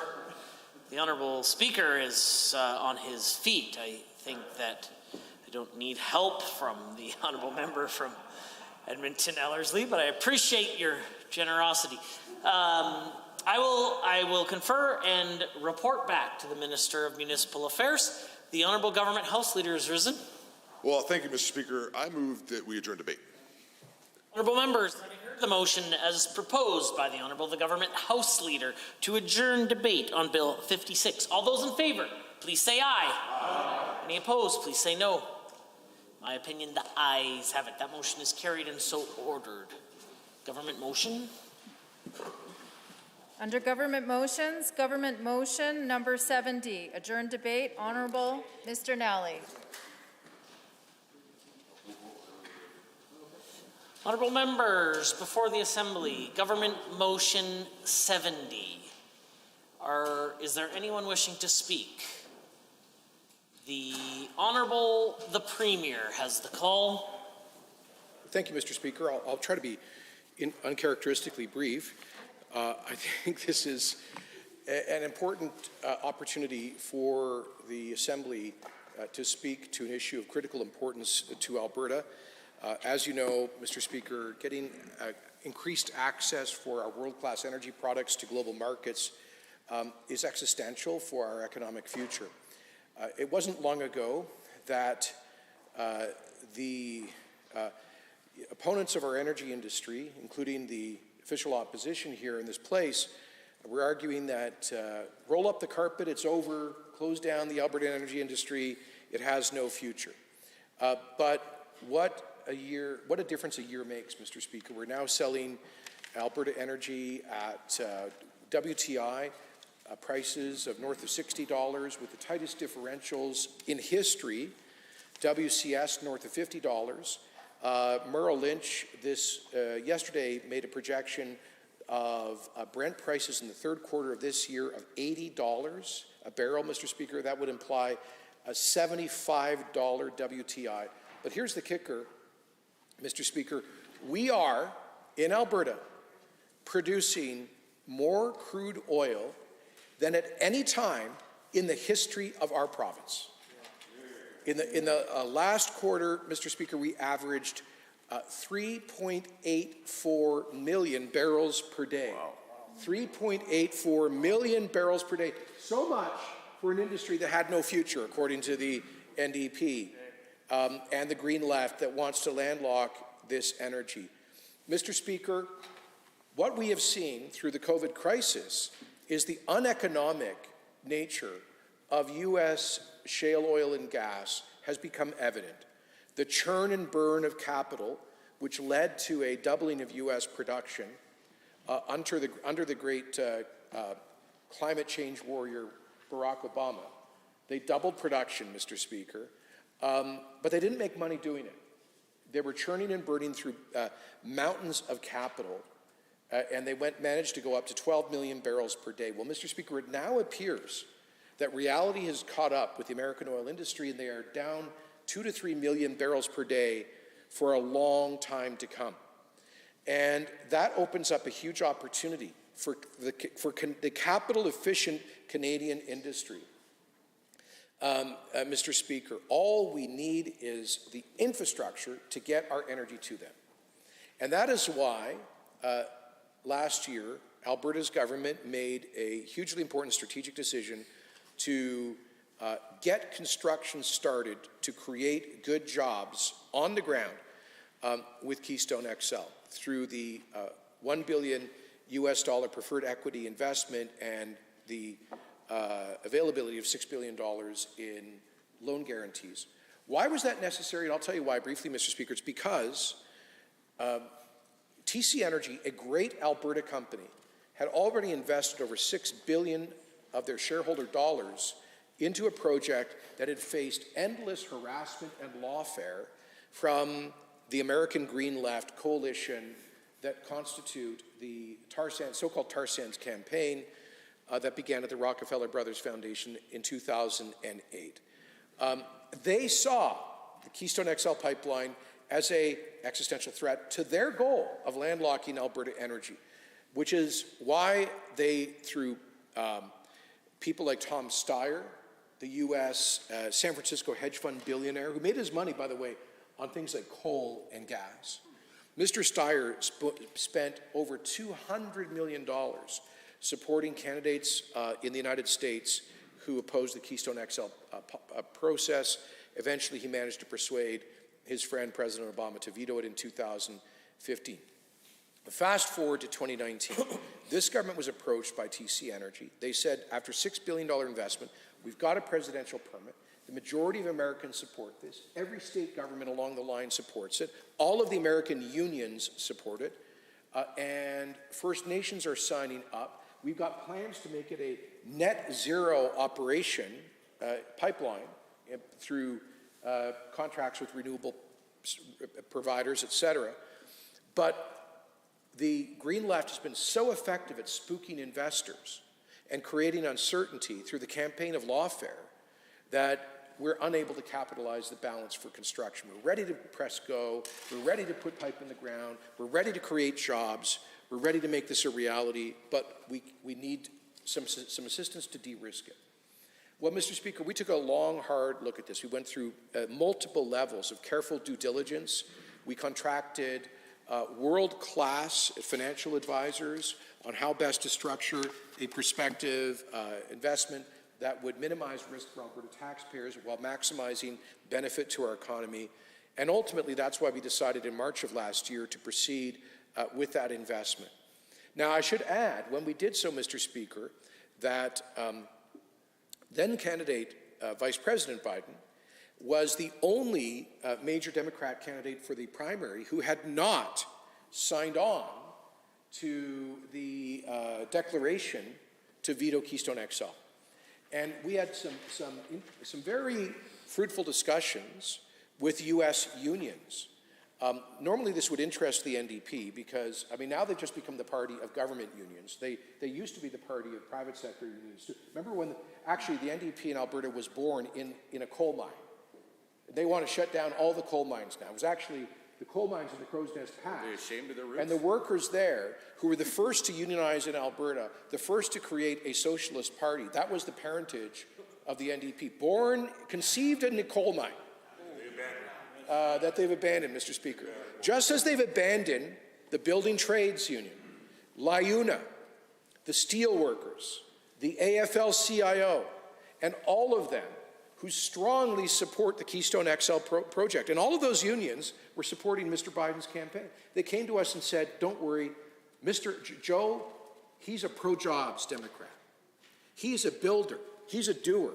He's not one of these members of the new left that wants to tear everything down and throw union members out of work. He wants to create good-paying jobs for union members. We're good to roll with Joe, we were told by the government, by the private sector unions in the United States. And so we took a risk. But Mr. Speaker, you know what? I got more than my share of differences with Prime Minister Trudeau. But credit where it's due. The federal government de-risked Keystone Trans Mountain Expansion, TMX, after Kinder Morgan felt that they could not build in Canada because of regulatory uncertainty and politics from the left, including from the NDP. And so the federal government stepped in and they de-risked that project. And this government felt, listen, if the federal government did its part to de-risk a major coastal pipeline, then Alberta better do its part too. And we stepped up with that investment, eyes wide open, knowing there was risk. Mr. Speaker, we were shocked in June when a spokesman for the Biden campaign, not the vice president then himself, the former vice president at the time, not the candidate, but a spokesman, a relatively mid-level staffer in his campaign, issued a statement by Twitter that if elected, President Biden would rescind the presidential permit on the border crossing. In fact, Mr. Speaker, in the entire duration of an 18-month Biden campaign, he never once spoke to this proactively. He only mentioned it twice responsibly in news conferences. What does this tell me? At least that the Green left successfully managed to take control over critical staff positions. And let me be blunt about this. They managed to roll the unions. And I can tell you, I've spoken to the president of the U.S. Building Trades. I've spoken to the senior people in other major U.S. unions. They are not happy that they got rolled by the same Green left that's taken over Alberta's NDP. Same thing, where they went from a working person's party to a party, an anti-development, anti-oil and gas party. Anti-job. And an anti-jobs party. Same kind of transformation that happened down there. And I can tell you the unions are not happy, Mr. Speaker. I want to thank the U.S. Building Trades. I want to thank LIUNA. I want to thank the steel workers. I want to thank the AFL-CIO. I want to thank millions of hardworking women and men, union members in the United States and in Canada, their affiliates here, who have been full-throated supporters of the Keystone XL project and of this government's investment, and they are astonished to see the NDP, which masquerades as the voice of working people, turn tail in the NDP that always opposed KXL.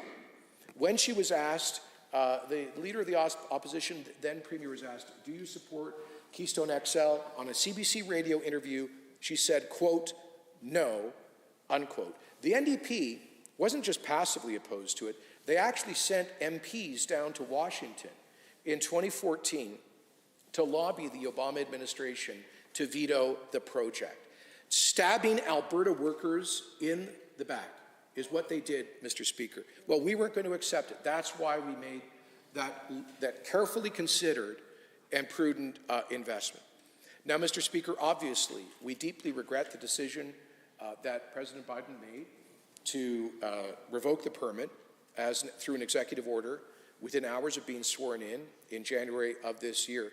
We particularly reject that he did not give Canada, his closest friend and ally, the dignity of a chance to be heard, to make the case about how KXL and its 820,000 barrels a day of additional shipment could work within Canada's ambitious climate targets and emissions targets.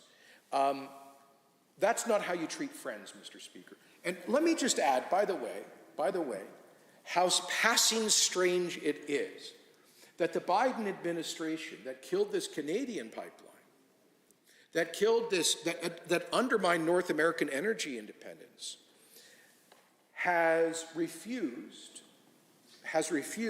to enforce a bipartisan congressional law to impose sanctions on Russia for the construction of the new pipeline to Western Europe.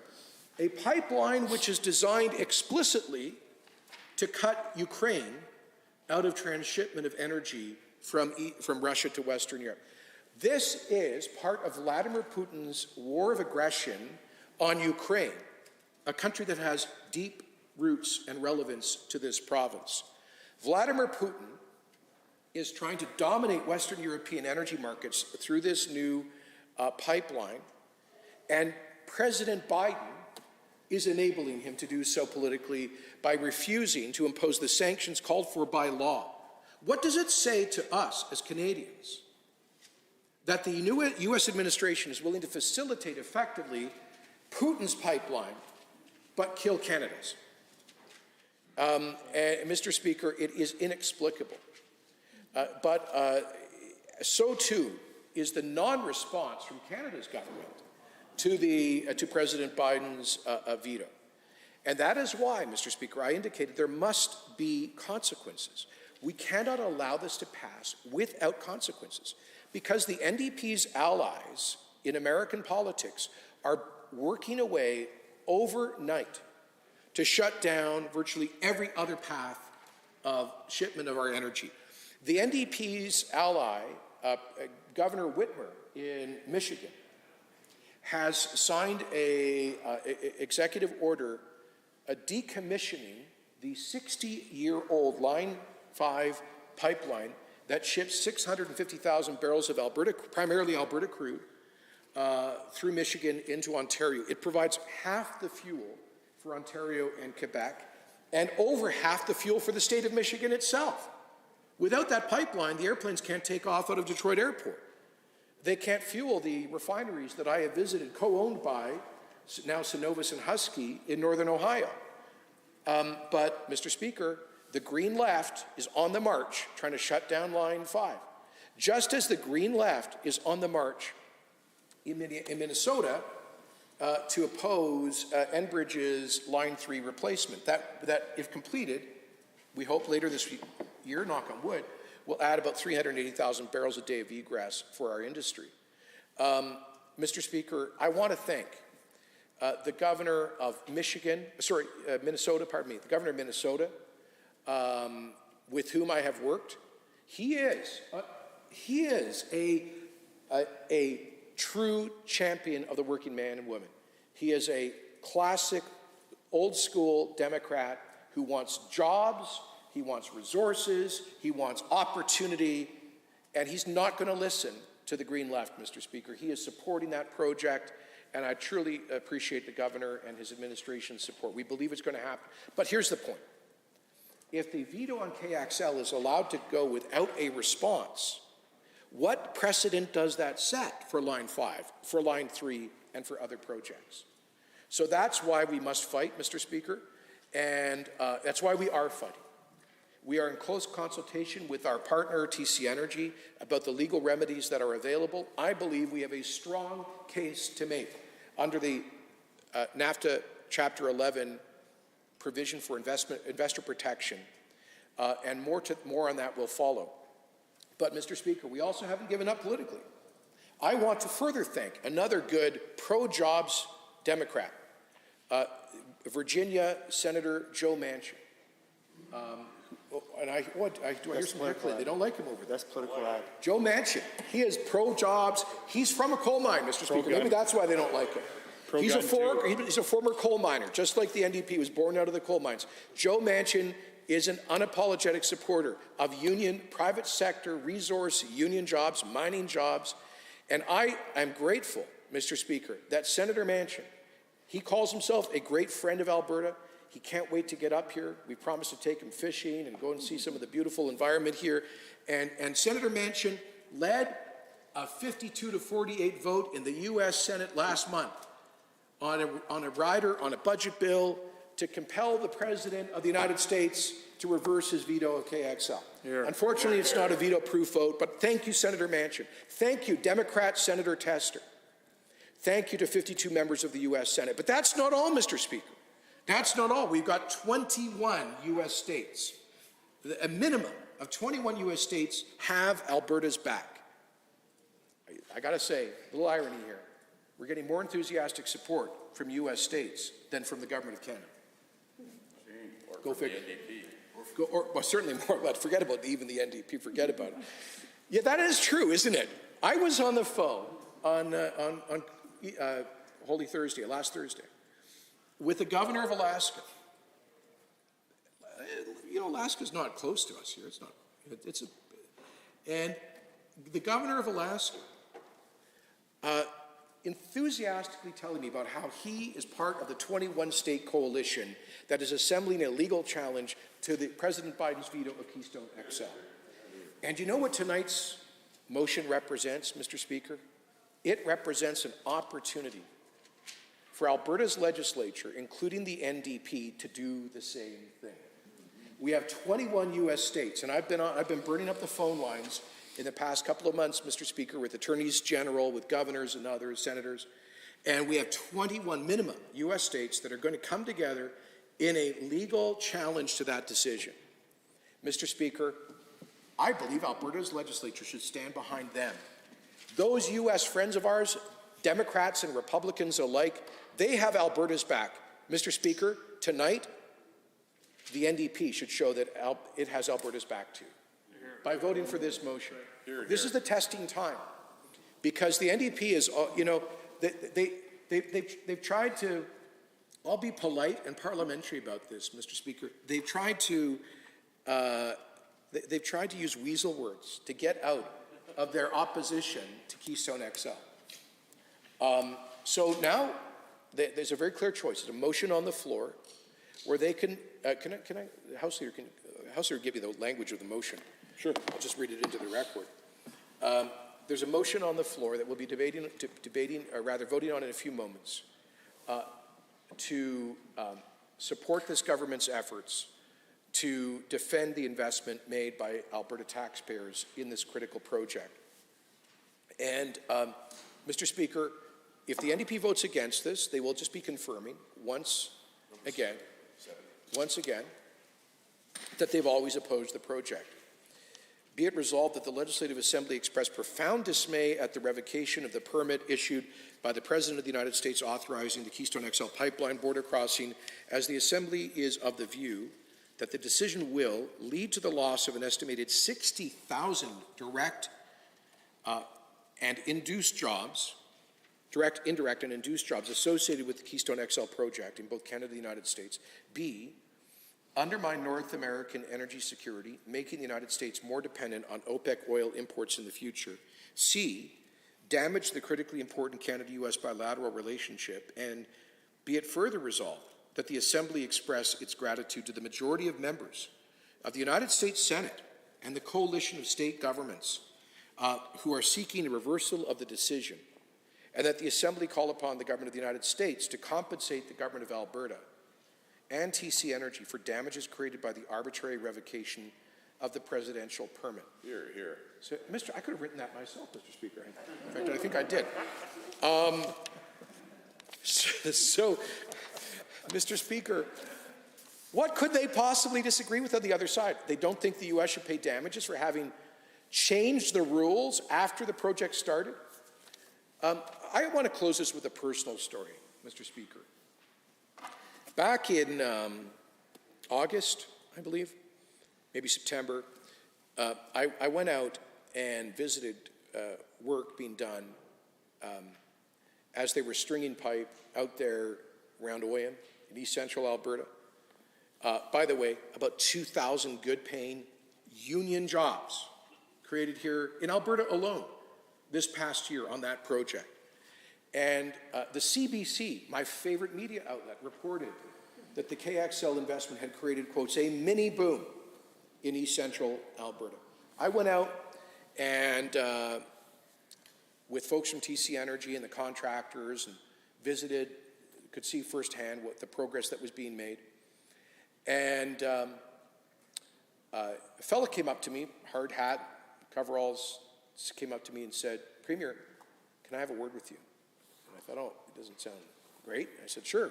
He says, I'm the shop steward here. I'm running the I forget the name of which particular union he was representing. He said, we've got this job.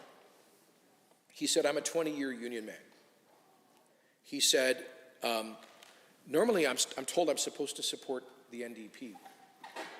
But I want you to know, sir, how much I and all of us appreciate what you've done to make this project happen out here.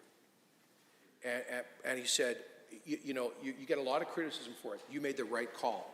And we're out here putting food on the table for our families because of it. Mm-hmm. Mr. Speaker, let's stand up for men like that. Let's stand up for them and say that getting that pipeline built is the right thing for the environment, because as the U.S. State Department calculated under the Obama administration, moving it by rail will actually increase carbon emissions. It's the right thing for global security, because U.S. imports of Russian oil have increased in 2021. So it's right to get it from Canada rather than Putin's dictatorship. Mr. Speaker, it's the right thing for Canadian jobs. It's the right thing for hardworking union members on both sides of the border, and that's why I move that the Assembly adopt this motion. Hear, hear. Honourable members, are there others wishing to speak? The Honourable Opposition House Leader.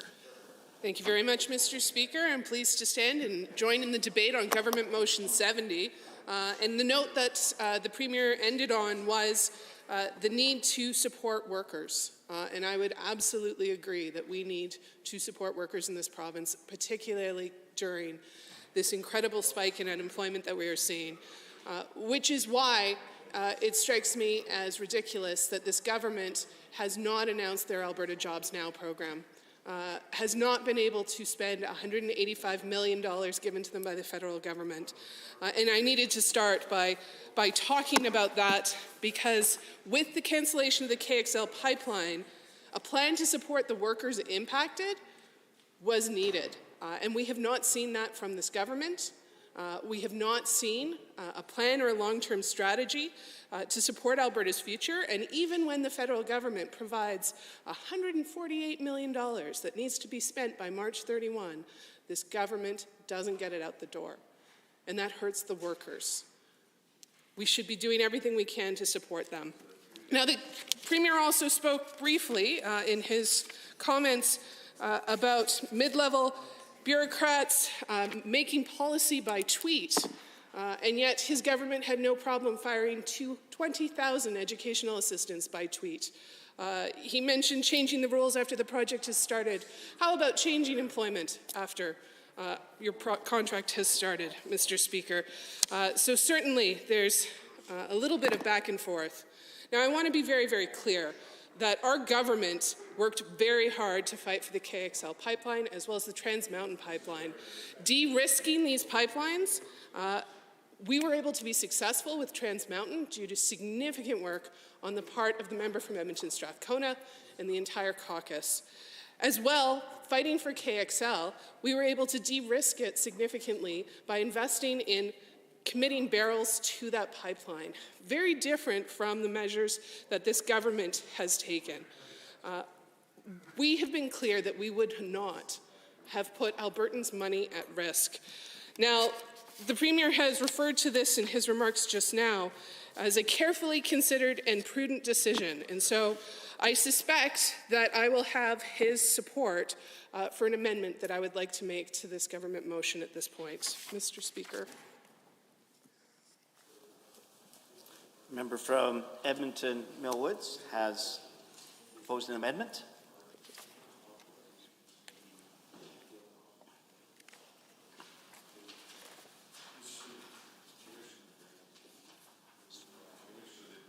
Sir. A2.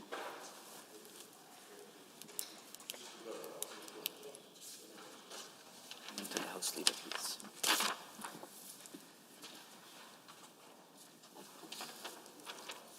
So this will be Amendment A2, and I'll ask the member to read it into the record, please. Thank you very much, Mr. Speaker. I move that Government Motion 70 be amended by adding the following after presidential permit.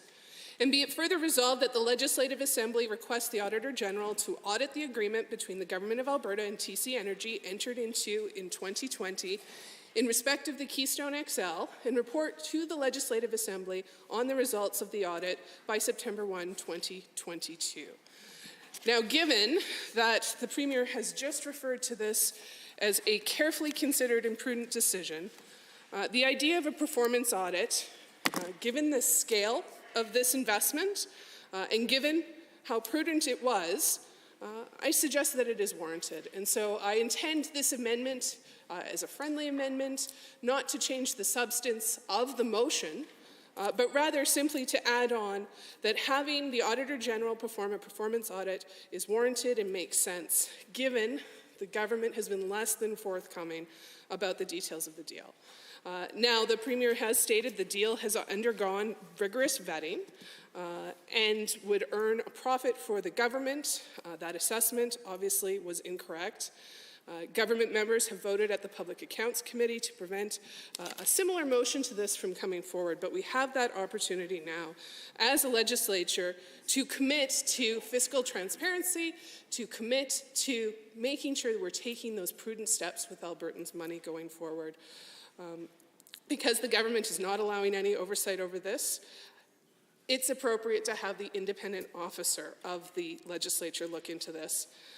And I suspect, given that this was carefully considered and a prudent decision, that the government had this as part of its plan, did its due diligence, that there should be no challenge in passing this amendment and making sure we have that follow-up and that accountability to Albertans. And so I hope all members of this Assembly will support this amendment that I think adds value for Alberta taxpayers. Thank you, Mr. Speaker. The Honourable Government House Leader has risen. Well, thank you, Mr. Speaker. I'll be brief on this amendment.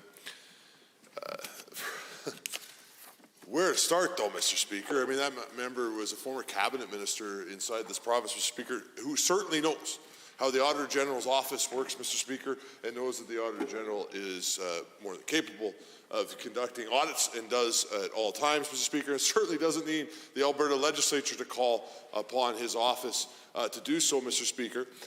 And while having a conversation about the deal itself, Mr. Speaker, may I would go beyond me. I think it's a fair thing to raise with the government, Mr. Speaker. It certainly, though, takes away from the point of this motion to try to bring forward an amendment to amend a motion that, as the Premier very clearly outlined just a few moments ago, Mr. Speaker, I know the member heard him, is to show the support of the Alberta legislature for the people and the states and the senators and those who are standing with the province of Alberta, about something that is extremely wrong that the President of the United States has done. To send a clear message that this chamber, Albertans' chamber, Mr. Speaker, stands with those states, those senators and others to say what has taken place is wrong, and sends a clear message that we support Keystone and we support the jobs that would be created as a result of Keystone, Mr. Speaker. And by bringing forward an amendment like this, it waters down the motion and brings into the conversation something that is not relevant for the purpose of this motion. So if the honourable member would like to learn more about what is taking place financially within the province's budget, I assume, Mr. Speaker, she participated in the estimate process and likely asked many questions. She asked questions inside this chamber in question period each and every day. She can also use the role in the Public Accounts Committee to be able to ask questions about that, Mr. Speaker. But this chamber needs to send a clear message about this issue, Mr. Speaker. And I have to ask myself, is this member and her party's way of trying to find an excuse to stand with their leader, the leader of the opposition, who has already said that they don't support Keystone? So is that what the plan is to try to water down this motion, Mr. Speaker, and give a reason not to vote for it? If that's the case, Mr. Speaker, let me assure them, through you, Mr. Speaker, to them, we're not going to give them that opportunity. They have to decide tonight whether they stand with Albertans and stand with the men and women who work inside the energy industry, Mr. Speaker. Honourable members, on Amendment A2, are there any others wishing to speak? Seeing none, I am prepared to call the question on Amendment A2. Honourable members, Government Motion 70, Amendment A2. All those in favour, please say aye. Aye. Any opposed, please say no. No. In my opinion, the noes have it. That motion is defeated. Honourable members, Government Motion 70, before the Assembly. Are there others wishing to speak? The Honourable Member for Spruce Grove, Stony Plain, followed by the Honourable Member for Edmonton-Decorah. Yes, thank you, Mr. Speaker, and thank you to the Government House Leader for bringing this motion forward.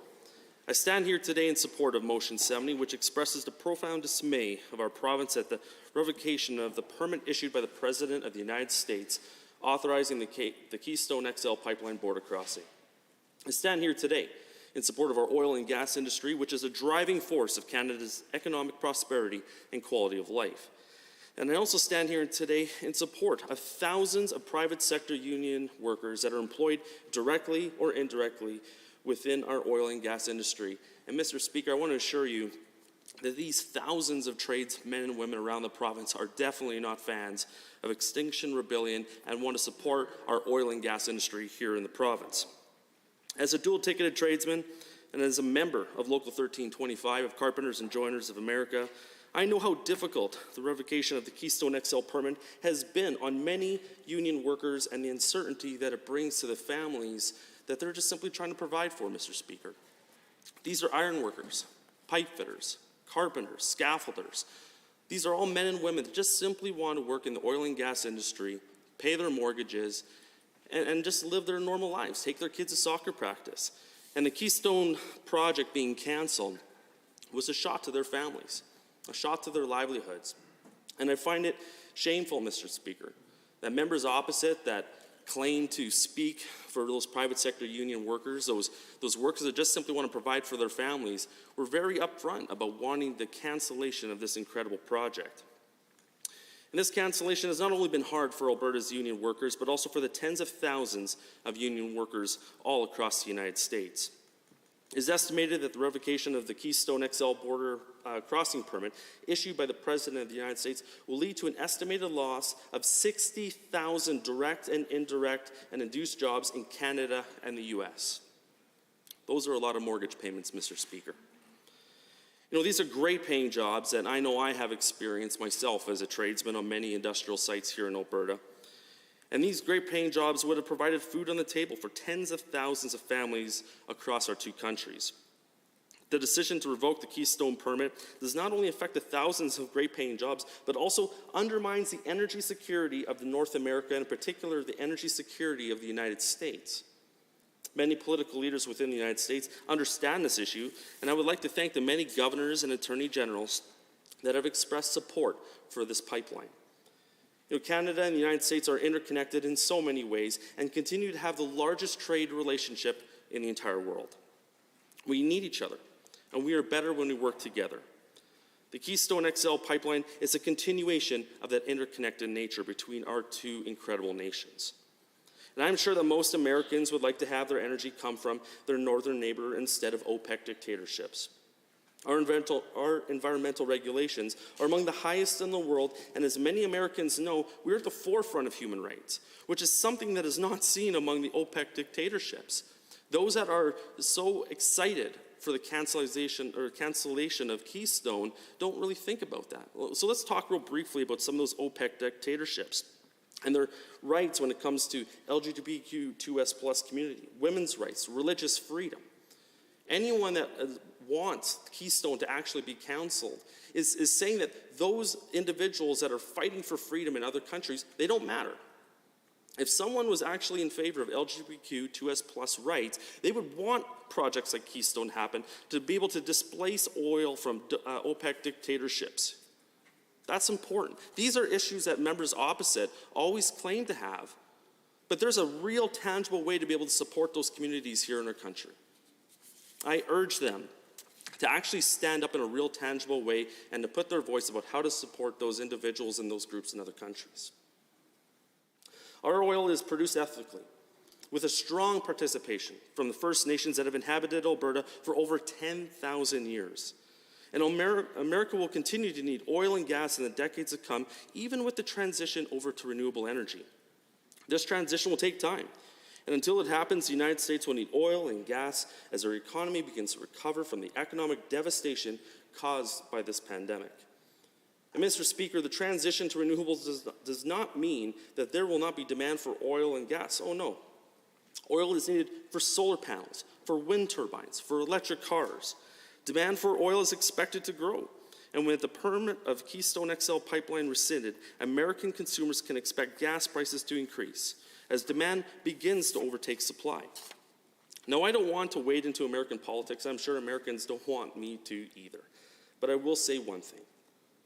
President Biden promised to work with allies and have a more cooperative approach with other nations such as Canada, his best friend. And that is a worthwhile promise and one that I'm happy to see. But to rescind the cross-border approval permit on his first day of office does not show that level of cooperation. You know, I have a deep respect for President Biden and his office, and I had hoped that there would be some kind of talk, some type of communication between the new administration and Alberta's government, or with even the federal government before this decision was made. But because this did not happen, I fear there will be investment uncertainty in both Canada and the United States, which will affect Albertan families for many years. Businesses want to know that their investments won't be derailed and changed with every new United States administration. And that is why Alberta's government invested in the Keystone Pipeline last year. to help advance construction and give that level of certainty to TC Energy Corp. Mr. Speaker, I hope that the Biden administration has a change of heart over rescinding this permit, and I hope they see the error of their ways and the families and see the impact that has made to families all over this great continent. Alberta's government is at the forefront of the fight against climate change, and the Keystone XL pipeline would reduce the emissions produced by the transportation of oil by rail and overseas with oil tankers. The Keystone XL pipeline would create more capacity for Alberta oil while creating more opportunities for oil refining in the United States. And I hope that the Biden administration has a change of heart. But if they don't, the United States government should compensate the government of Alberta and TC Energy for the damages caused by this arbitrary revocation of the presidential permit. I urge everyone in this House today to support Motion 70, support the families that want to work in this pipeline, that just simply want to support their families. So I urge everyone in this House to support Motion 70. Thank you. Are there others? The honourable member for Edmonton McClung has the call. Thank you, Mr. Speaker. I am pleased to speak to Government Motion 70 and express my dismay at the dismay the government expresses or wishes this House to express over the decision made by U.S. President Biden. And I posit, Mr. Speaker, to this House that the only people that were dismayed that this decision actually took place were government members of this legislature and perhaps Bigfoot. But realistically, there were all kinds of very strong signals that should have been interpreted by the government opposite and the Premier in particular to know that this wasn't just a risk. It wasn't just a risk, as the Premier described it, that they took after consultation. This was a gamble. It was a bet.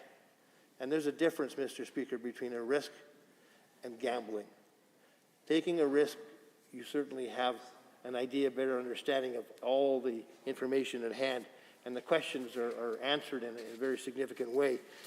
When you're taking a gamble, when you're making a bet, there's a whole lot of unknowns, and it's either you win or you lose. Yet, Mr. Speaker, this government was willing to take that gamble and that risk with billions of dollars of Alberta tax money, which they ended up losing when they lost that bet.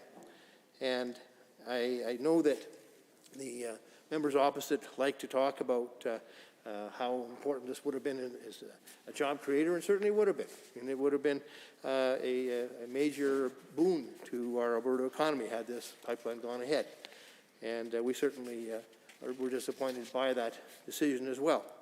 But if indeed this government was so bound and determined to protect jobs in this province, was so bound and determined to look at the economic viability of our economy over the next short term, they would be doing everything possible to get the Green Line built, Mr. Speaker, in Calgary, where 20,000 jobs are simply waiting to be filled by workers in Calgary to build a public infrastructure that will move Calgary forward into the next century of progress. Yet, this government, Mr. Speaker, refuses to acknowledge those decisions that are at hand, that they could go ahead and within their control and move forward with jobs that are ready to go. But this champion of jobs instead decides to rail against a foreign president who has within his right the decision to change policies. And in fact, what they did was within their purview, and something that this Premier, this government, should have been prepared for, should have been well aware of, and in fact, I'm sure they were, but they were willing to gamble. And that roll of the dice has cost them, and now they're looking, Mr. Speaker, to try to save face with the excuses that the Government Motion 70 provides. So I know that I asked the government to be transparent about the costs, but they were really not. They're not talking about what losses this bet that they made on the KXL has incurred. So therefore, Mr. Speaker, I'd like to move an amendment to Government Motion 70. Thank you, Honourable Member. If you just pass it to the page and then just wait a moment until I have a copy of the original.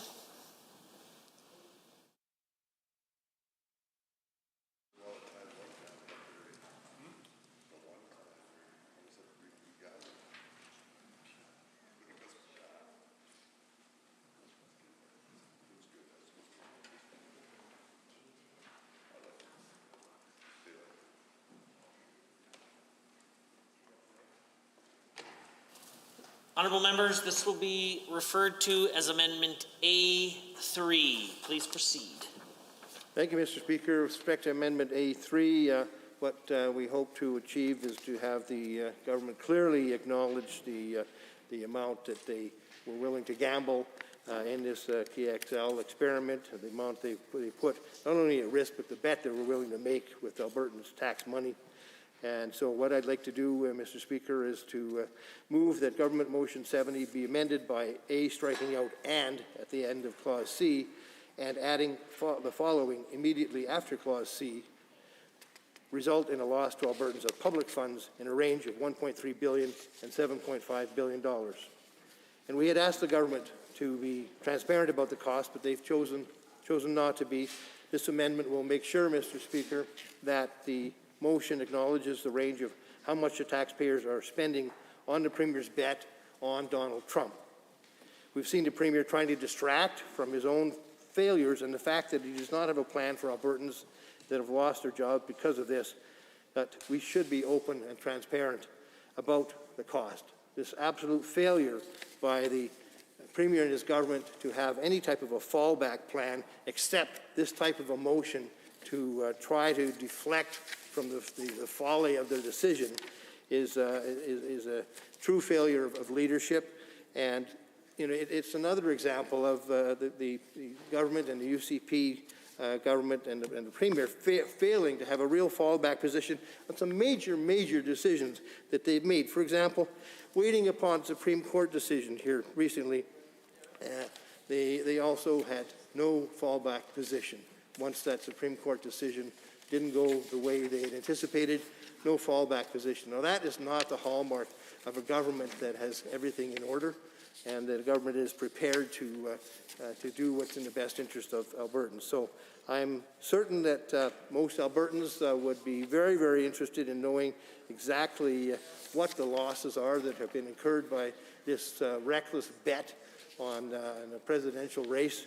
And to say, well, gee whiz, we based on everything we could see it, this is the way it was going to go, isn't an acceptable excuse, Mr. Speaker. It is a reckless way to run a government, and it was a bet that was made on the basis of incomplete information. It was a known folly that this bet was made, and potential to lose up to $7.5 billion is something that Albertans are dismayed about. That's where the real dismay should lie. So I encourage all members, Mr. Speaker, to support Amendment A3 and insist that the government provide the Albertan public a full range of costs that they've managed to gamble away with the passage of with their support for KXL and the bet on President Trump. Honourable members, on Amendment A3, I see the Honourable Government House Leader has risen. Well, thank you, Mr. Speaker, again for an opportunity to rise and express my disappointment in the member for Edmonton McClung. Mr. Speaker, I believe that's his constituency. I do apologize if I have it wrong. Judging by his reactions, the only time I haven't been heckled tonight, so Mr. Speaker, it's probably clear that I got it right. But yet again, you have a member rising on a motion that is about 60,000 direct and indirect jobs, Mr. Speaker, and trying to make this about partisan politics between the official opposition and the government. There is ample opportunity inside this place, Mr. Speaker, to spend time talking about that honourable member's concerns with the government, Mr. Speaker, and I'm sure he'll hear lots of concerns from the government about concerns with the official opposition and their plans for this province, Mr. Speaker. But at the end of the day, we're debating a motion that is very clear about making a couple clear statements. That this assembly is of the view that the decision that has been made by the President of the United States will lead to a loss of an estimated 60,000 direct, indirect, and induced jobs associated with the Keystone XL project in both Canada and the United States. Mr. Speaker, that honourable member shortly will have to stand and be counted on whether he stands with those 60,000 people or if he stands with a member from Edmonton Strathcona who's against Keystone and other pipelines. The other thing it says is that the decision undermines North American energy security, making the United States more dependent on OPEC oil imports in the future, and damages the critical, important Canadian-U.S. bilateral relationship, Mr. Speaker. Again, that honourable member will have to stand and be counted shortly, Mr. Speaker, on whether he stands with others who are standing against this or stands with the men and women of Alberta, particularly those who work within the energy industry, Mr. Speaker. That's the choice that is before them tonight, Mr. Speaker, and playing partisan games with amendments to try to water down this important motion that was send a clear statement from this chamber is shameful, Mr. Speaker. I suspect this will pass and it will send a clear message to the world where the Alberta legislature stands, Mr. Speaker. But the real question is, where does the official opposition stand and where does the member from Edmonton McClung stand? Honourable members, Amendment A3 is before the chamber. Are there others wishing to speak? Seeing none, I am prepared to call the question. Honourable members, on Amendment A3 to Government Motion 70, all those in favour, please say aye. Aye. Any opposed, please say no. No. In my opinion, the noes have it. That amendment is defeated. On Government Motion 70, anyone wishing to speak? The Honourable Member for Cardston-Siksika. Thank you, Mr. Speaker. It's an honour to rise this evening to speak on Government Motion 70.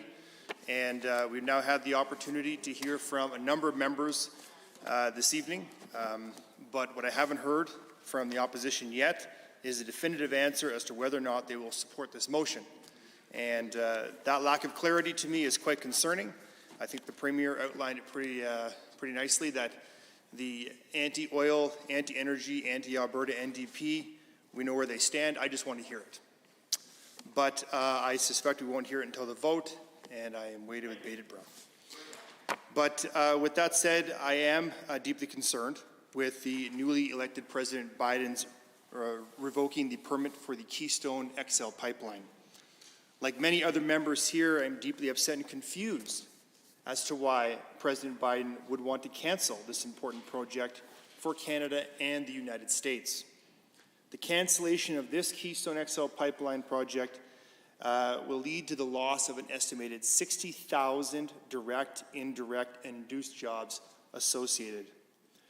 And in both, these are jobs both in Canada and across the line in the United States. In 2019, the United States imported 9.14 million barrels of petroleum per day, and 3.7 of those barrels came from Canada. Canada in the United States have commitments to environmental stewardship, combating climate change in the North American energy sector. It is no secret that Americans will continue to use millions of barrels per day for years to come. And President Biden's Green Jobs Plan acknowledges that exact fact. But his transition away from responsible Canadian energy makes no sense.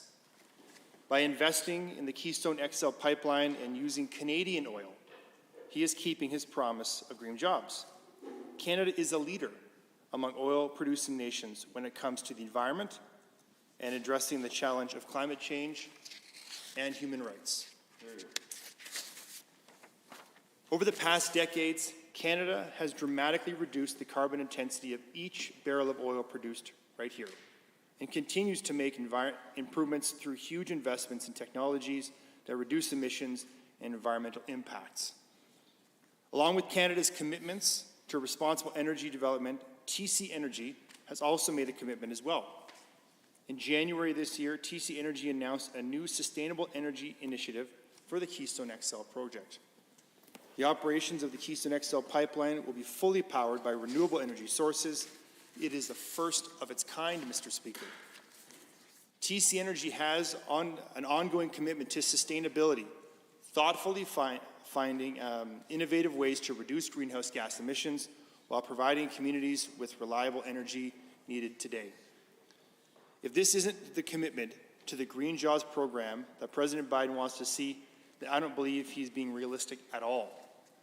Without energy from Canada, the United States will be forced to rely on OPEC oil from countries like Venezuela and Saudi Arabia, who will not only not follow environmental standards that Canada has set for ourselves, but also take advantage of the United States.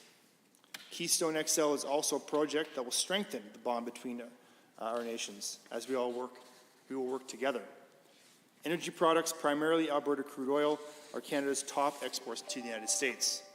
This represents more than $100 billion in value every year.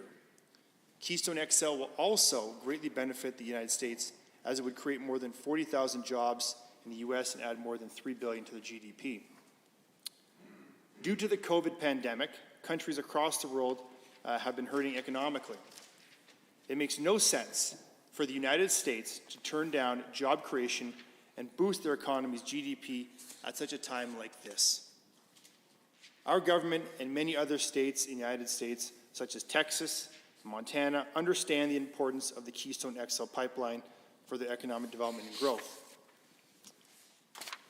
21 states also understand the importance of the Keystone XL pipeline, which makes it even more confusing why members opposite, 24 of them, don't understand it.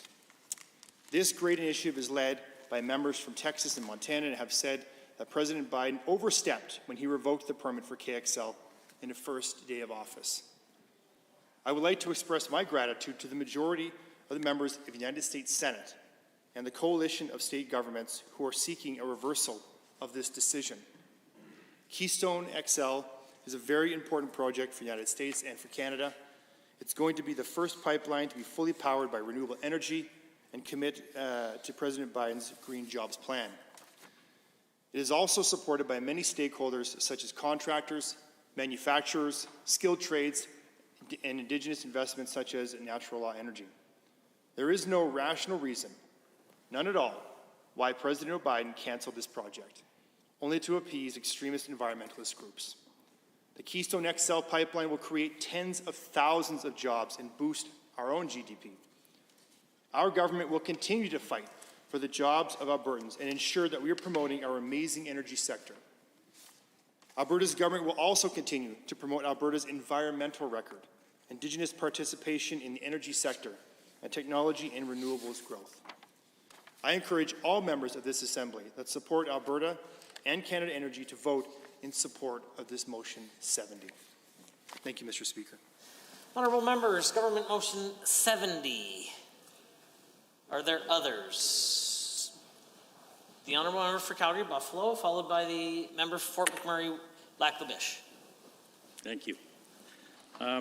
Thank you very much, Mr. Speaker, for recognizing me, and I won't take long. I do want to get to the vote on this motion 70, and members of the government will see then where I and members of the official opposition stand. With regard to, when I think, and just reflecting back on some of the things the Premier talked about, and he mentioned TMX, and as we know, the federal government purchased all of TMX and are following through their building partner to complete that pipeline. That was something that was before when we were government, and we wanted to de-risk that construction. And what we did was we were going to assure whoever purchased the pipe that we would become a partner in that pipe if it went over a certain amount of money. I think it was around $10 billion, and we were going to take an equity stake if it needed more than that approximately amount of money to get built. The federal government ultimately decided to do the whole thing themselves, and they're currently doing that. But there was a great deal of discussion at the cabinet table with regard to all of that. as the Premier talked about in terms of the KXL decision that the UCP took. There was multiple levels of review. He mentioned multiple levels of review, world-class evaluations, and it was a strategic decision. I certainly remember the same kinds of discussion around the cabinet table when we did that. And had we followed through and de-risked and put Albertans' money up to, and it would have been drawn down to complete TMX, we would have needed to be transparent with all of that with Albertans. And they would have been rightly asking us for, how did you make this decision? And so that's what members on this side are trying to ascertain more of, trying to understand how the decision was made, what kind of risks were involved. Was it a good bet? My colleague from McClung talked about it being a gamble as opposed to a strategic investment that was due to pay off well. So I have an amendment as well, Mr. Speaker, that I'd like to put, and thank you. I'll just wait for... If you just want to wait a moment, you can please proceed to the table, and I'll take a copy, and then we'll proceed as we're ready to roll.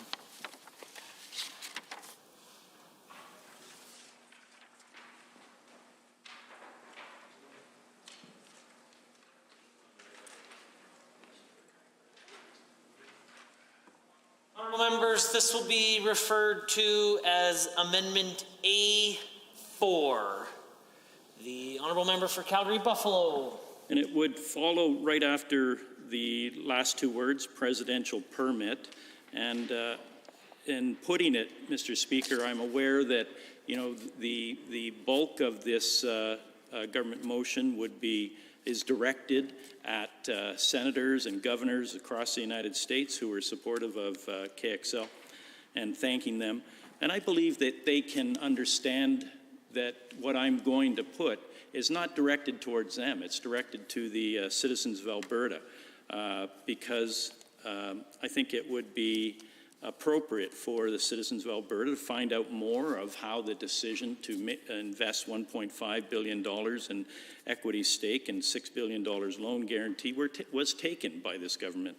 And it would, as I say, continue after presidential permit, and it would say, and be it further resolved that the Legislative Assembly urge the Government of Alberta to table in the Assembly a copy of all third-party and internal risk assessments that the Government of Alberta considered prior to entering into an agreement with TC Energy, in which it agreed to a $1.5 billion equity investment in Keystone XL projects in 2020. I'm putting this because I think Albertans are rightly concerned, want to know more about the inner workings of thinking of the government. Was it necessary? Was it a good investment? Or was it one that ultimately has resulted in billions of dollars not being put to good use in this province? Certainly think that investments of that amount of money in alternative energies, in diversification, would have produced thousands and thousands of jobs. But that is not the case as a result of what has been done. And as I said, the bulk of Government Motion 70 is directed to express gratitude and to talk about compensation. And I think those who would read this would know that the last bit is directed to citizens in this province who have a continuing desire to know the basis on which this decision was taken. Thank you. Honourable members, before the Assembly is Amendment A4 to Government Motion 70. Is there anyone else wishing to speak to the amendment? Seeing none, I am prepared to call the question. Honourable members, on Amendment A4 to Government Motion 70, as proposed by the Honourable Member for Calgary Buffalo. All those in favour of the motion, please say aye. Aye. Any opposed, please say no. No. In my opinion, the noes have it. That motion is defeated. On Government Motion 70, the Honourable Member for Lacombe-Panoka. Thank you, Mr. Speaker, and as always, I'm happy to stand in this House in support of our province's energy sector. Motion 70 expresses profound disappointment that the presidential permit for the Keystone XL pipeline was cancelled. It also provides us, this motion provides us a unique opportunity to vocally call out the unfair narratives and misinformation campaign put forward against our energy sector, while also acknowledging, quite frankly, the environmentally friendly and safe technology and processes inherent in our Alberta energy. Like my colleagues have said, I was utterly disappointed with the news that the current United States presidential administration revoked the presidential permit authorizing Keystone XL pipeline based really on extreme partisan politics. Mr. Speaker, this decision has not only impacted the nearly 60,000 direct, indirect, and induced jobs associated with this project, it has also fed into the campaigns of misinformation against Alberta and Canada's energy industry. Misinformation campaigns like this, unfortunately, have targeted Alberta oil sands like no other in the world, while turning a blind eye to dictator and socially unjust sources of oil brought into the U.S. In 2015 to 17, 3 major pipeline projects with the capacity to carry more than 2 million barrels a day to North American and global markets were cancelled due to campaigns against the Canadian oil sands and misinformation spread about the environmental impact of our energy. Keystone XL, which has been victimized by the same misinformation campaigns, despite being one of the safest, most advanced, and environmentally friendly pipelines ever designed, has been cancelled twice. When new pipelines are delayed and output grows, a growing price differential emerges for Alberta oil, costing Alberta and Canada billions and billions of dollars. Transporting crude to market by rail began in 2012 with only 9,400 barrels a day, a transportation method that is more expensive, that is environmentally much more costly, and contributes more to greenhouse gases. However, only 7 years later, in 2019, it was up to 412,000 barrels a day, 44 times the volume of this means of transporting oil. Mr. Speaker, Alberta's excellence in the energy industry needs to be told. And if we're going to continue to struggle to bring our energy to market at its maximum potential, then it is up to us to stand up for our province, for its economic prosperity, and for the well-being of our constituents. And Central Albertans, service industries that supply labor and technology and pipe and controls are all disadvantaged, even by this decision. We have work yards in Central Alberta that stand empty because of oil, the information campaign against Alberta oil. So now is the time to be vocal about what we have to offer to the world. The other important subject that we need to consider here is the importance of energy security. Without Alberta oil, the world is more at risk of political turmoil, and the Keystone XL pipeline is one of the safest and the most environmentally friendly pipelines ever proposed, and would contribute greatly to North American energy security. Revoking the permit for this project was simply a mistake. It was viewed as a mistake by the union workers that would have had many, many jobs because of this. It's a mistake for Aboriginal peoples who had a partnership in this project, who would have been able to sustain their peoples and their prosperity. It's a mistake, according to the 21, at least, U.S. states that now are considering taking this to court because they believe it was a mistake. It's a mistake for the solar energy companies and the other green energy companies that would have contributed to the pumping stations and the controls and the supports all along the line of this project.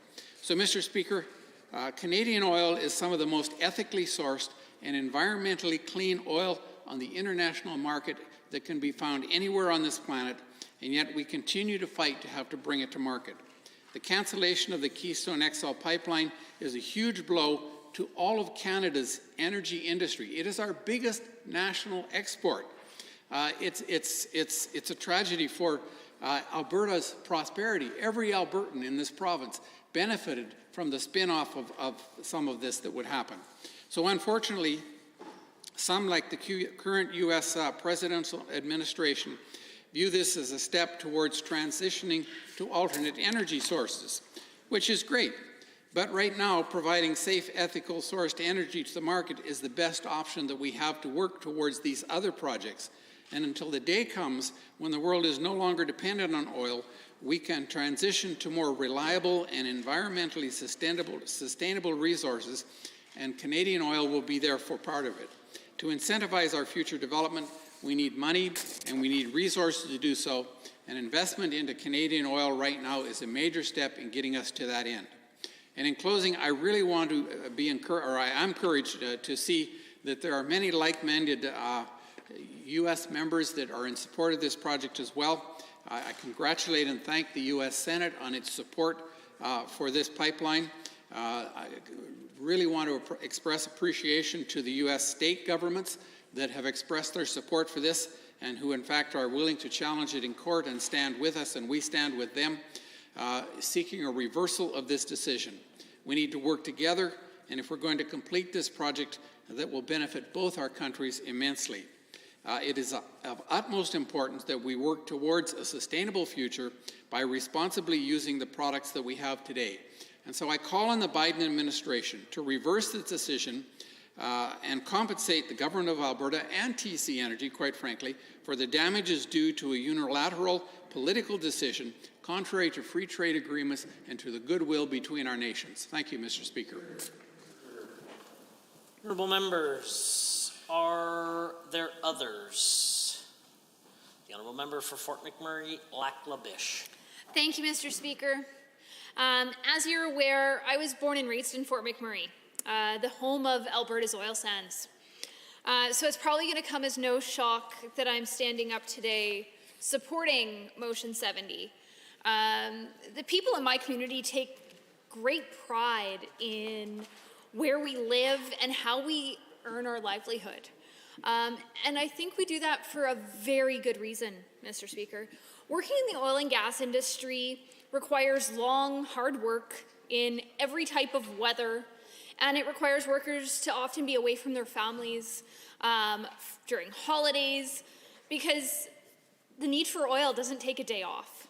I know that in my own family, we grew up with Dad often working holidays, and so we would have holidays revolve around whenever he was on or off shift. And that's just how things were. I didn't realize that most people did Easter on a Sunday until I was an adult, because that just wasn't a thing in our family. And I think that's not a thing in a lot of oil and gas families, and that's pretty cool. The current presidential administration's decision to revoke the Keystone XL pipeline is, quite frankly, words that are not parliamentary. And I was so disappointed when I saw it. I wasn't surprised, but I was so disappointed because for years now, the oil and gas industry has been increasingly demonized by media, celebrities looking for a quick photo op that fly into my community. On private jets, I will let you know. Celebrities like Jane Fonda, Leo DiCaprio, James Cameron, they fly into my community on their private jet. They look around, make some scathing comment, looking at one small piece of one small part of the process, and fly back out on their private jet, but that's indicative of the oil and gas industry, supposedly.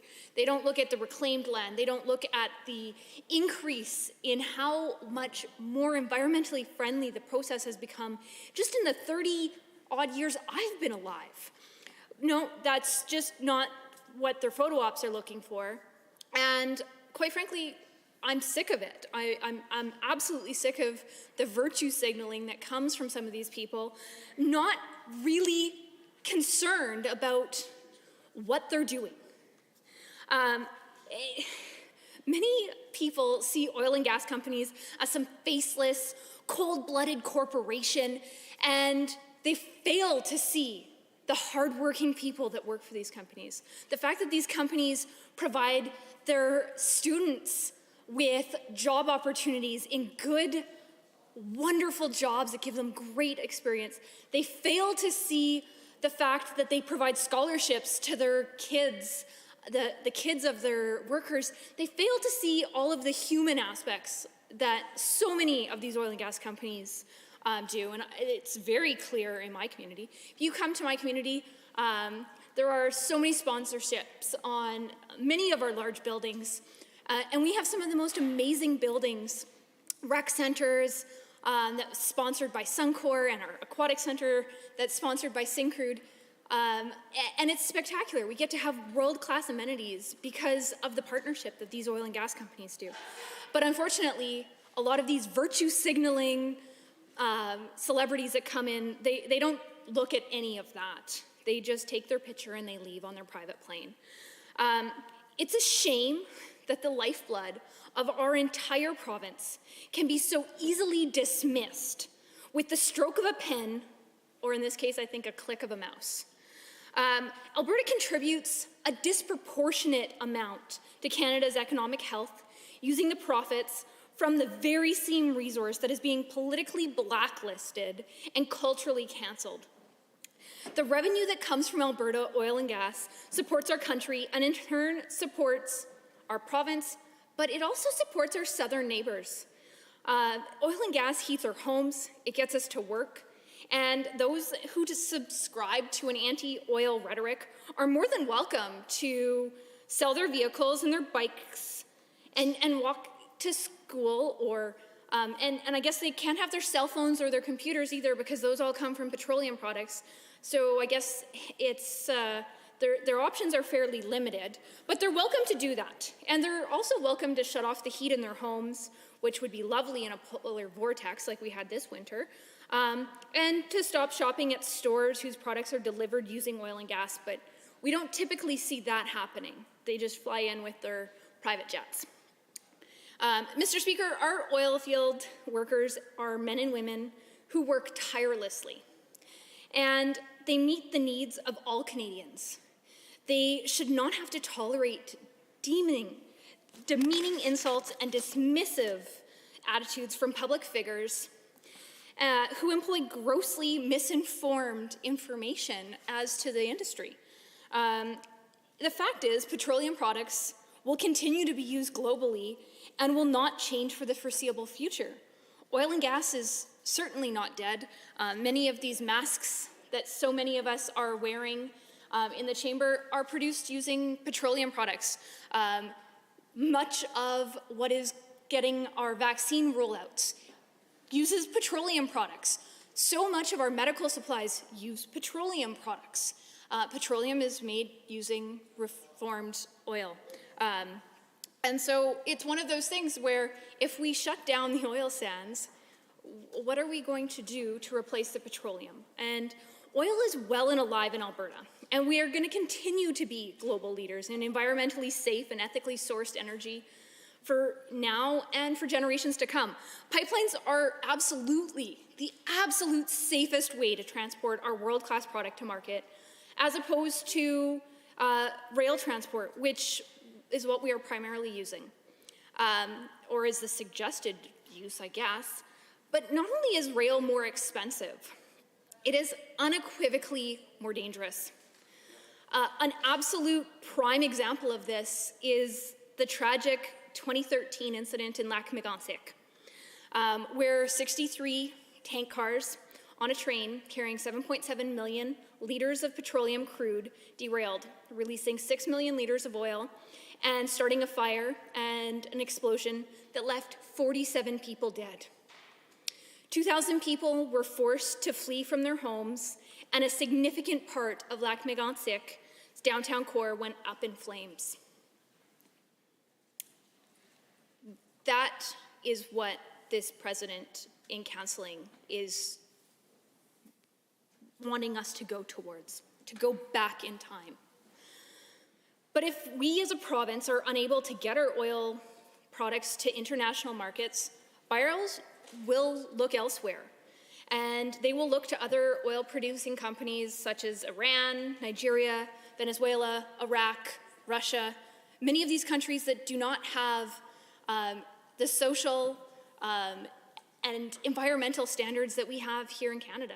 We operate with some of the most strict environmental regimes in the entire world, as well as having human rights standards. But none of that gets brought into most of these conversations, unfortunately. So canceling the Keystone XL pipeline permit didn't stop any global demand for oil, but it did lead to a loss of approximately 60,000 direct and indirect jobs associated with the project, both here in Canada and in the United States. So this president, at the time of an economic crisis, in a global pandemic, decided that the loss of that many jobs, both here in Canada and in the United States, in these uncertain times, to me, it makes there's no logic to it. There is clearly no good sense. And it's quite frankly, it's devastating. I think, Mr. Speaker, it's more important now to stand up for Canadian jobs and to stand up for our oil and gas industry. They deserve it. They've had our back for generations, and it's time that we stand up and unequivocally support this. And I would urge all members of this House to stand up and show our oil and gas workers that we unequivocally support the work that they do. As Albertans, we have a responsibility to provide what has been given to us with our most stringent environmental policies and exemplary labor laws protection. Canadian, and more specifically Alberta oil, is the best energy option we have right now. Mr. Speaker, I would urge all members to support this motion. Honourable members, Government Motion 70. Are there others? Seeing none, I am prepared to call the question on Government Motion 70. Pardon me? The Honourable Government House Leader has waived the opportunity to close debate. So, on the motion, Government Motion 70, as proposed by the Honourable Government House Leader. All those in favour of the motion, please say aye. Aye. Any opposed, please say no. In my opinion, the ayes have it. That motion is carried and so ordered, and a division has been called. Call in the members.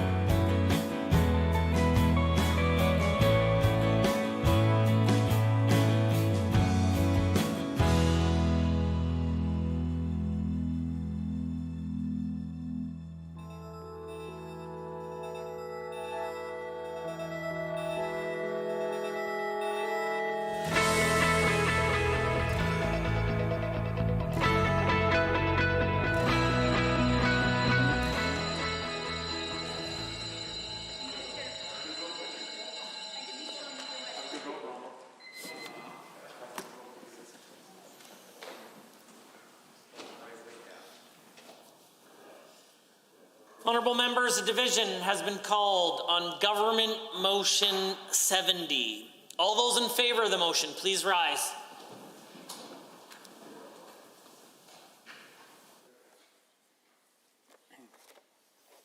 The Honourable Mr. Kenny, the Honourable Mr. Schweitzer, the Honourable Mr. Luan, the Honourable Mr. Nixon, the Honourable Mr. McIver, the Honourable Mr. Wilson, the Honourable Ms. Pond, the Honourable Mr. Glubish, the Honourable Mrs. Sawney, Mr. Scow, Mr. Yao, Ms. Glasgow, Mr. Godfrey, Mrs. Pitt, Ms. Rosen, Ms. Goodrich, Mr. Guthrie, Mr. Reid, the Honourable Minister LaGrange, the Honourable Mr. Hunter.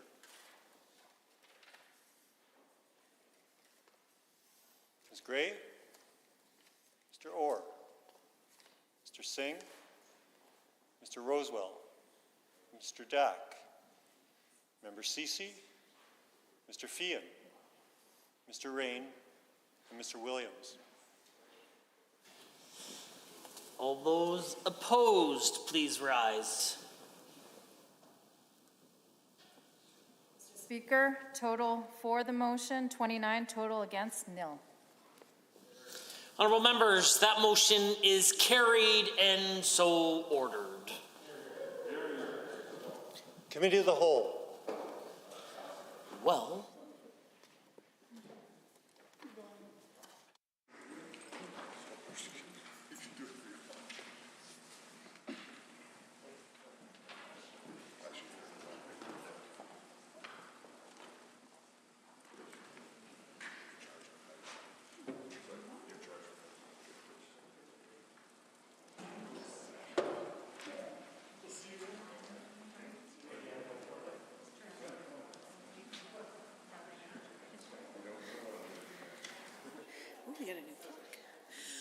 Honourable members, I'd like to come out to call Committee of the Whole to order. Committee of the Whole has under consideration Bill 211, the Municipal Government Firearms Amendment Act 2020.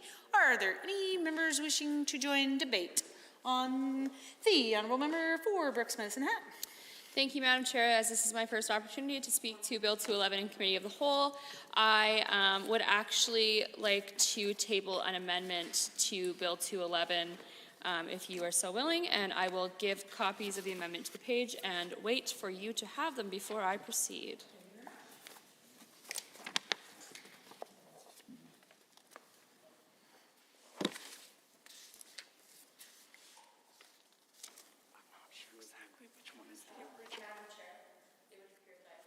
Copy that you need. Oh, I'm sorry. You may want that. It's Amendment Rule 101.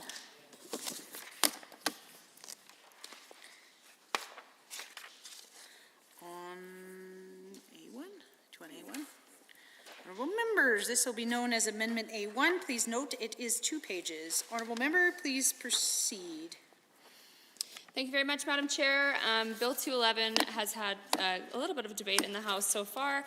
We know there's still 2 more stages of the bill to get through, but in talking to stakeholders as well as hearing from other ministries, I learned that what was once a private member's bill, as we all know, as private members in the Assembly, we don't have all the resources of government to draft a private member's bill. In fact, we are largely left to our own devices and just the help of Parliamentary Council, which is of course much appreciated. But there are things that can be overlooked and things that we don't really know because bills need to develop and we need to hear from more people. So in hearing from stakeholders and in learning that there were things that needed to be fixed in the bill, I am proud to table Amendment A1.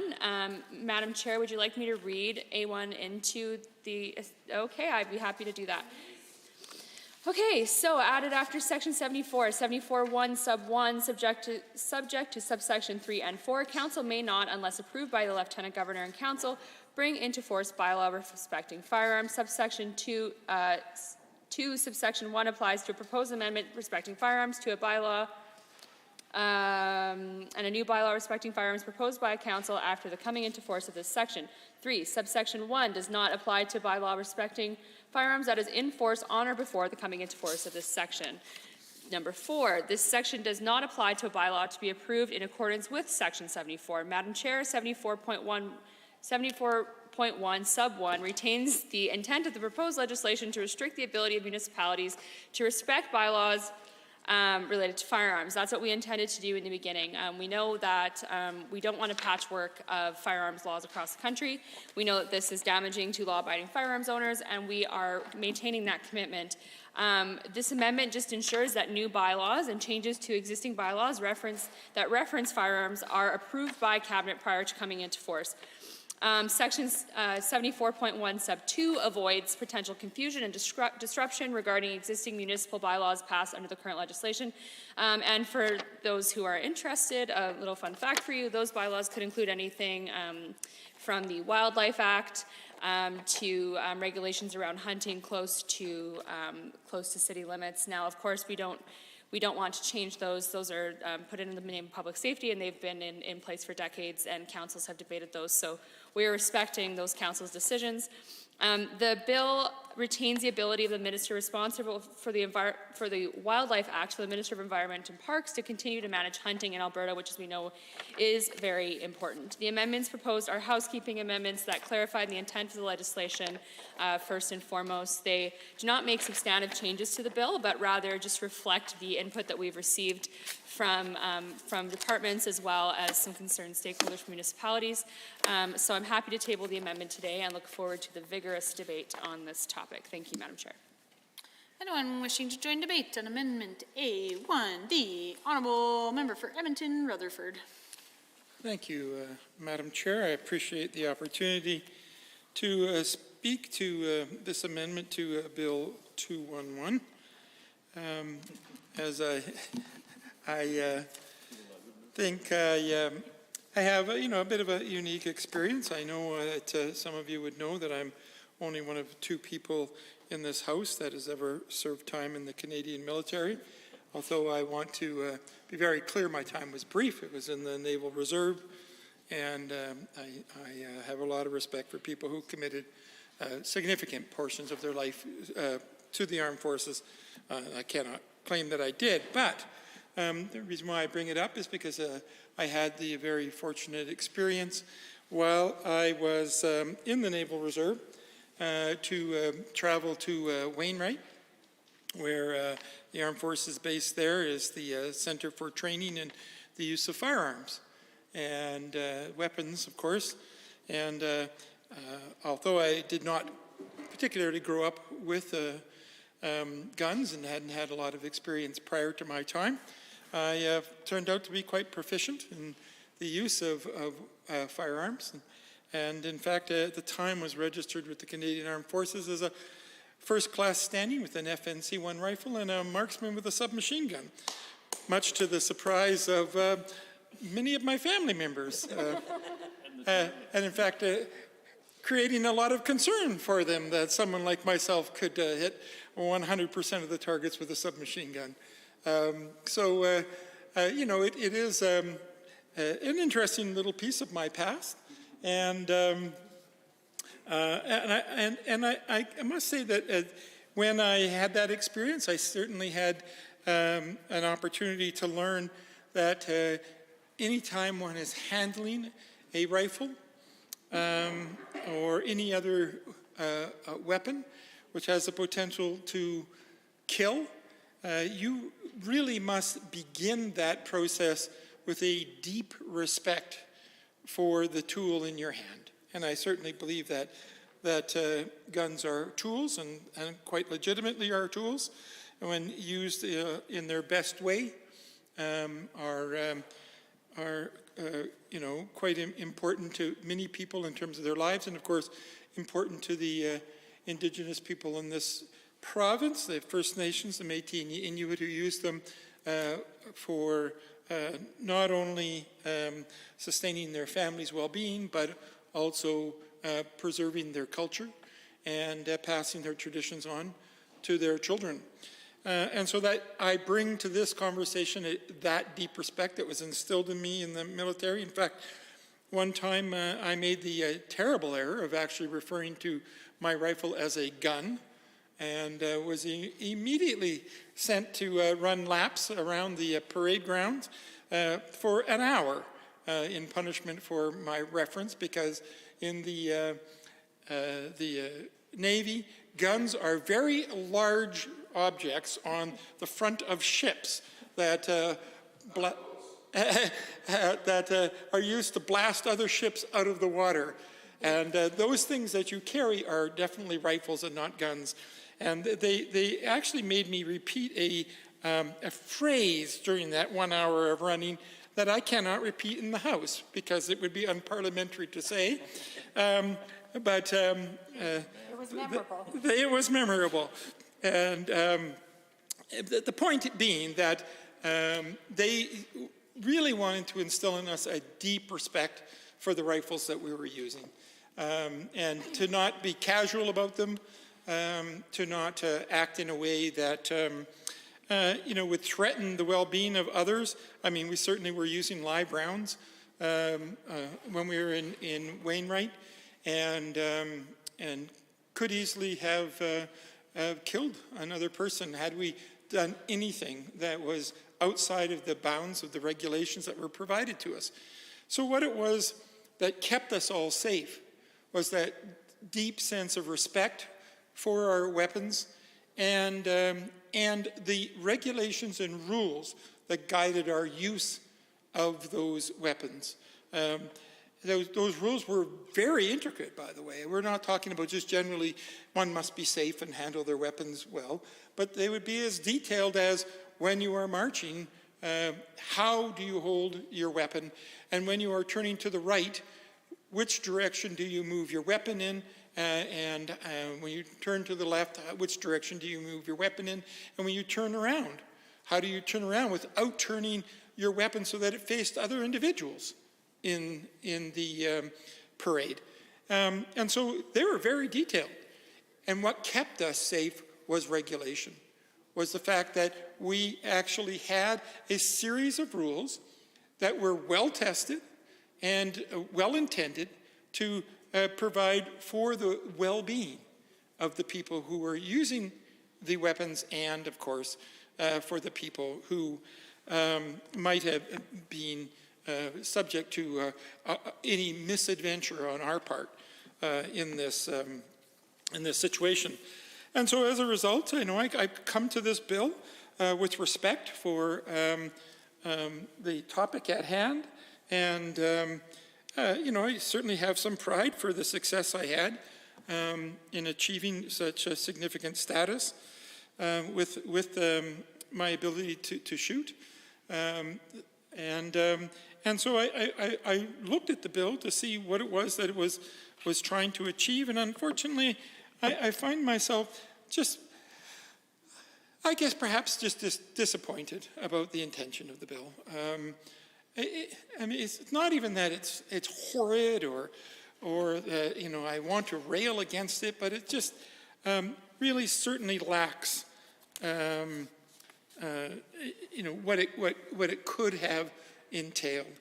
And this amendment essentially, although while the member described it as only being a small adjustment, it actually this amendment speaks to one of the major faults I will be speaking about this bill when we're outside of this amendment, and that is the intrusion on municipal governments.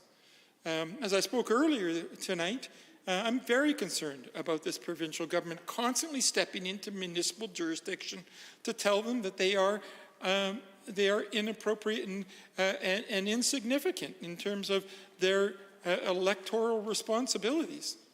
And so I was prepared to stand up on the main motion and really kind of go after that point that you are not respecting municipal governments. Again, duly elected governments. You keep telling us that you support democracy, and yet you're the ones who intrude on democracy all the time at the municipal level. And it's very disconcerting. It shows a complete lack of respect for municipal governments.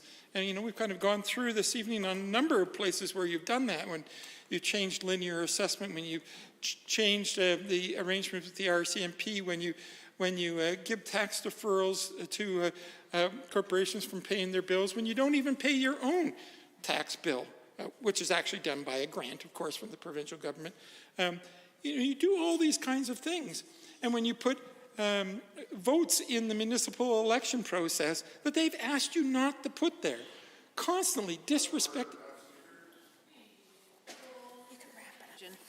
Okay. Member keeps saying you and you and you, and I'm pretty sure he's not talking to you, Madam Speaker, which he ought to be.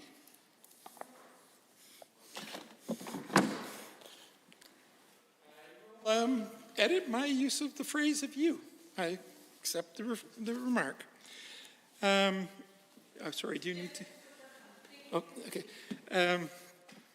Thank you.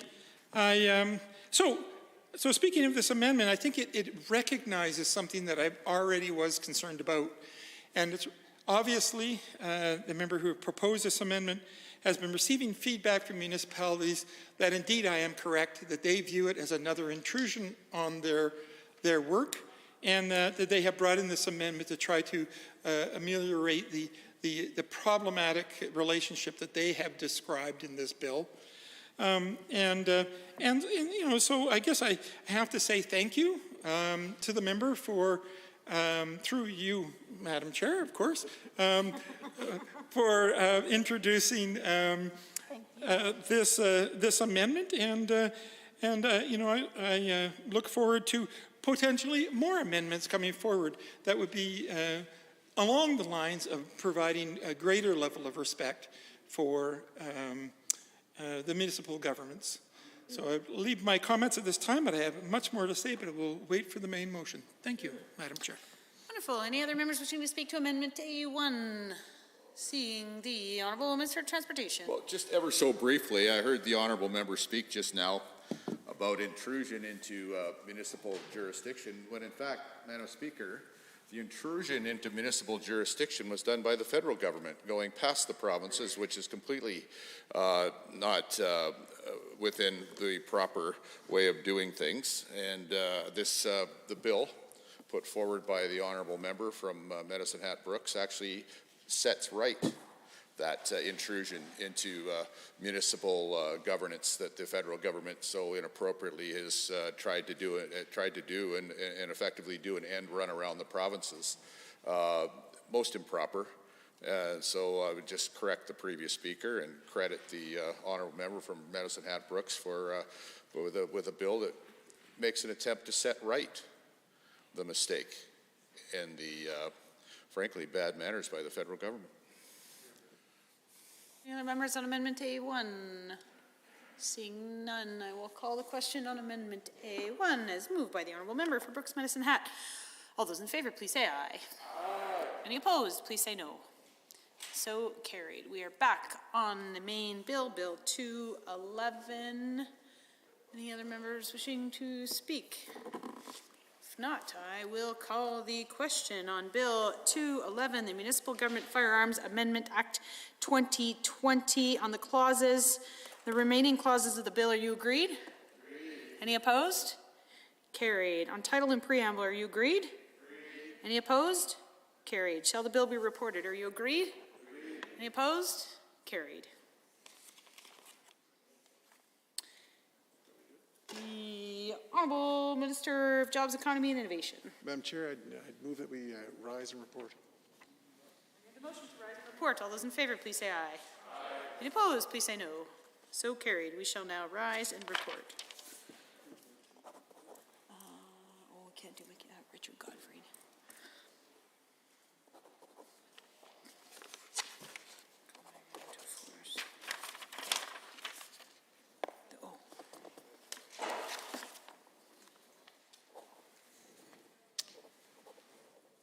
Madam Speaker, Committee of the Whole has under consideration. Nope. Oh, sorry.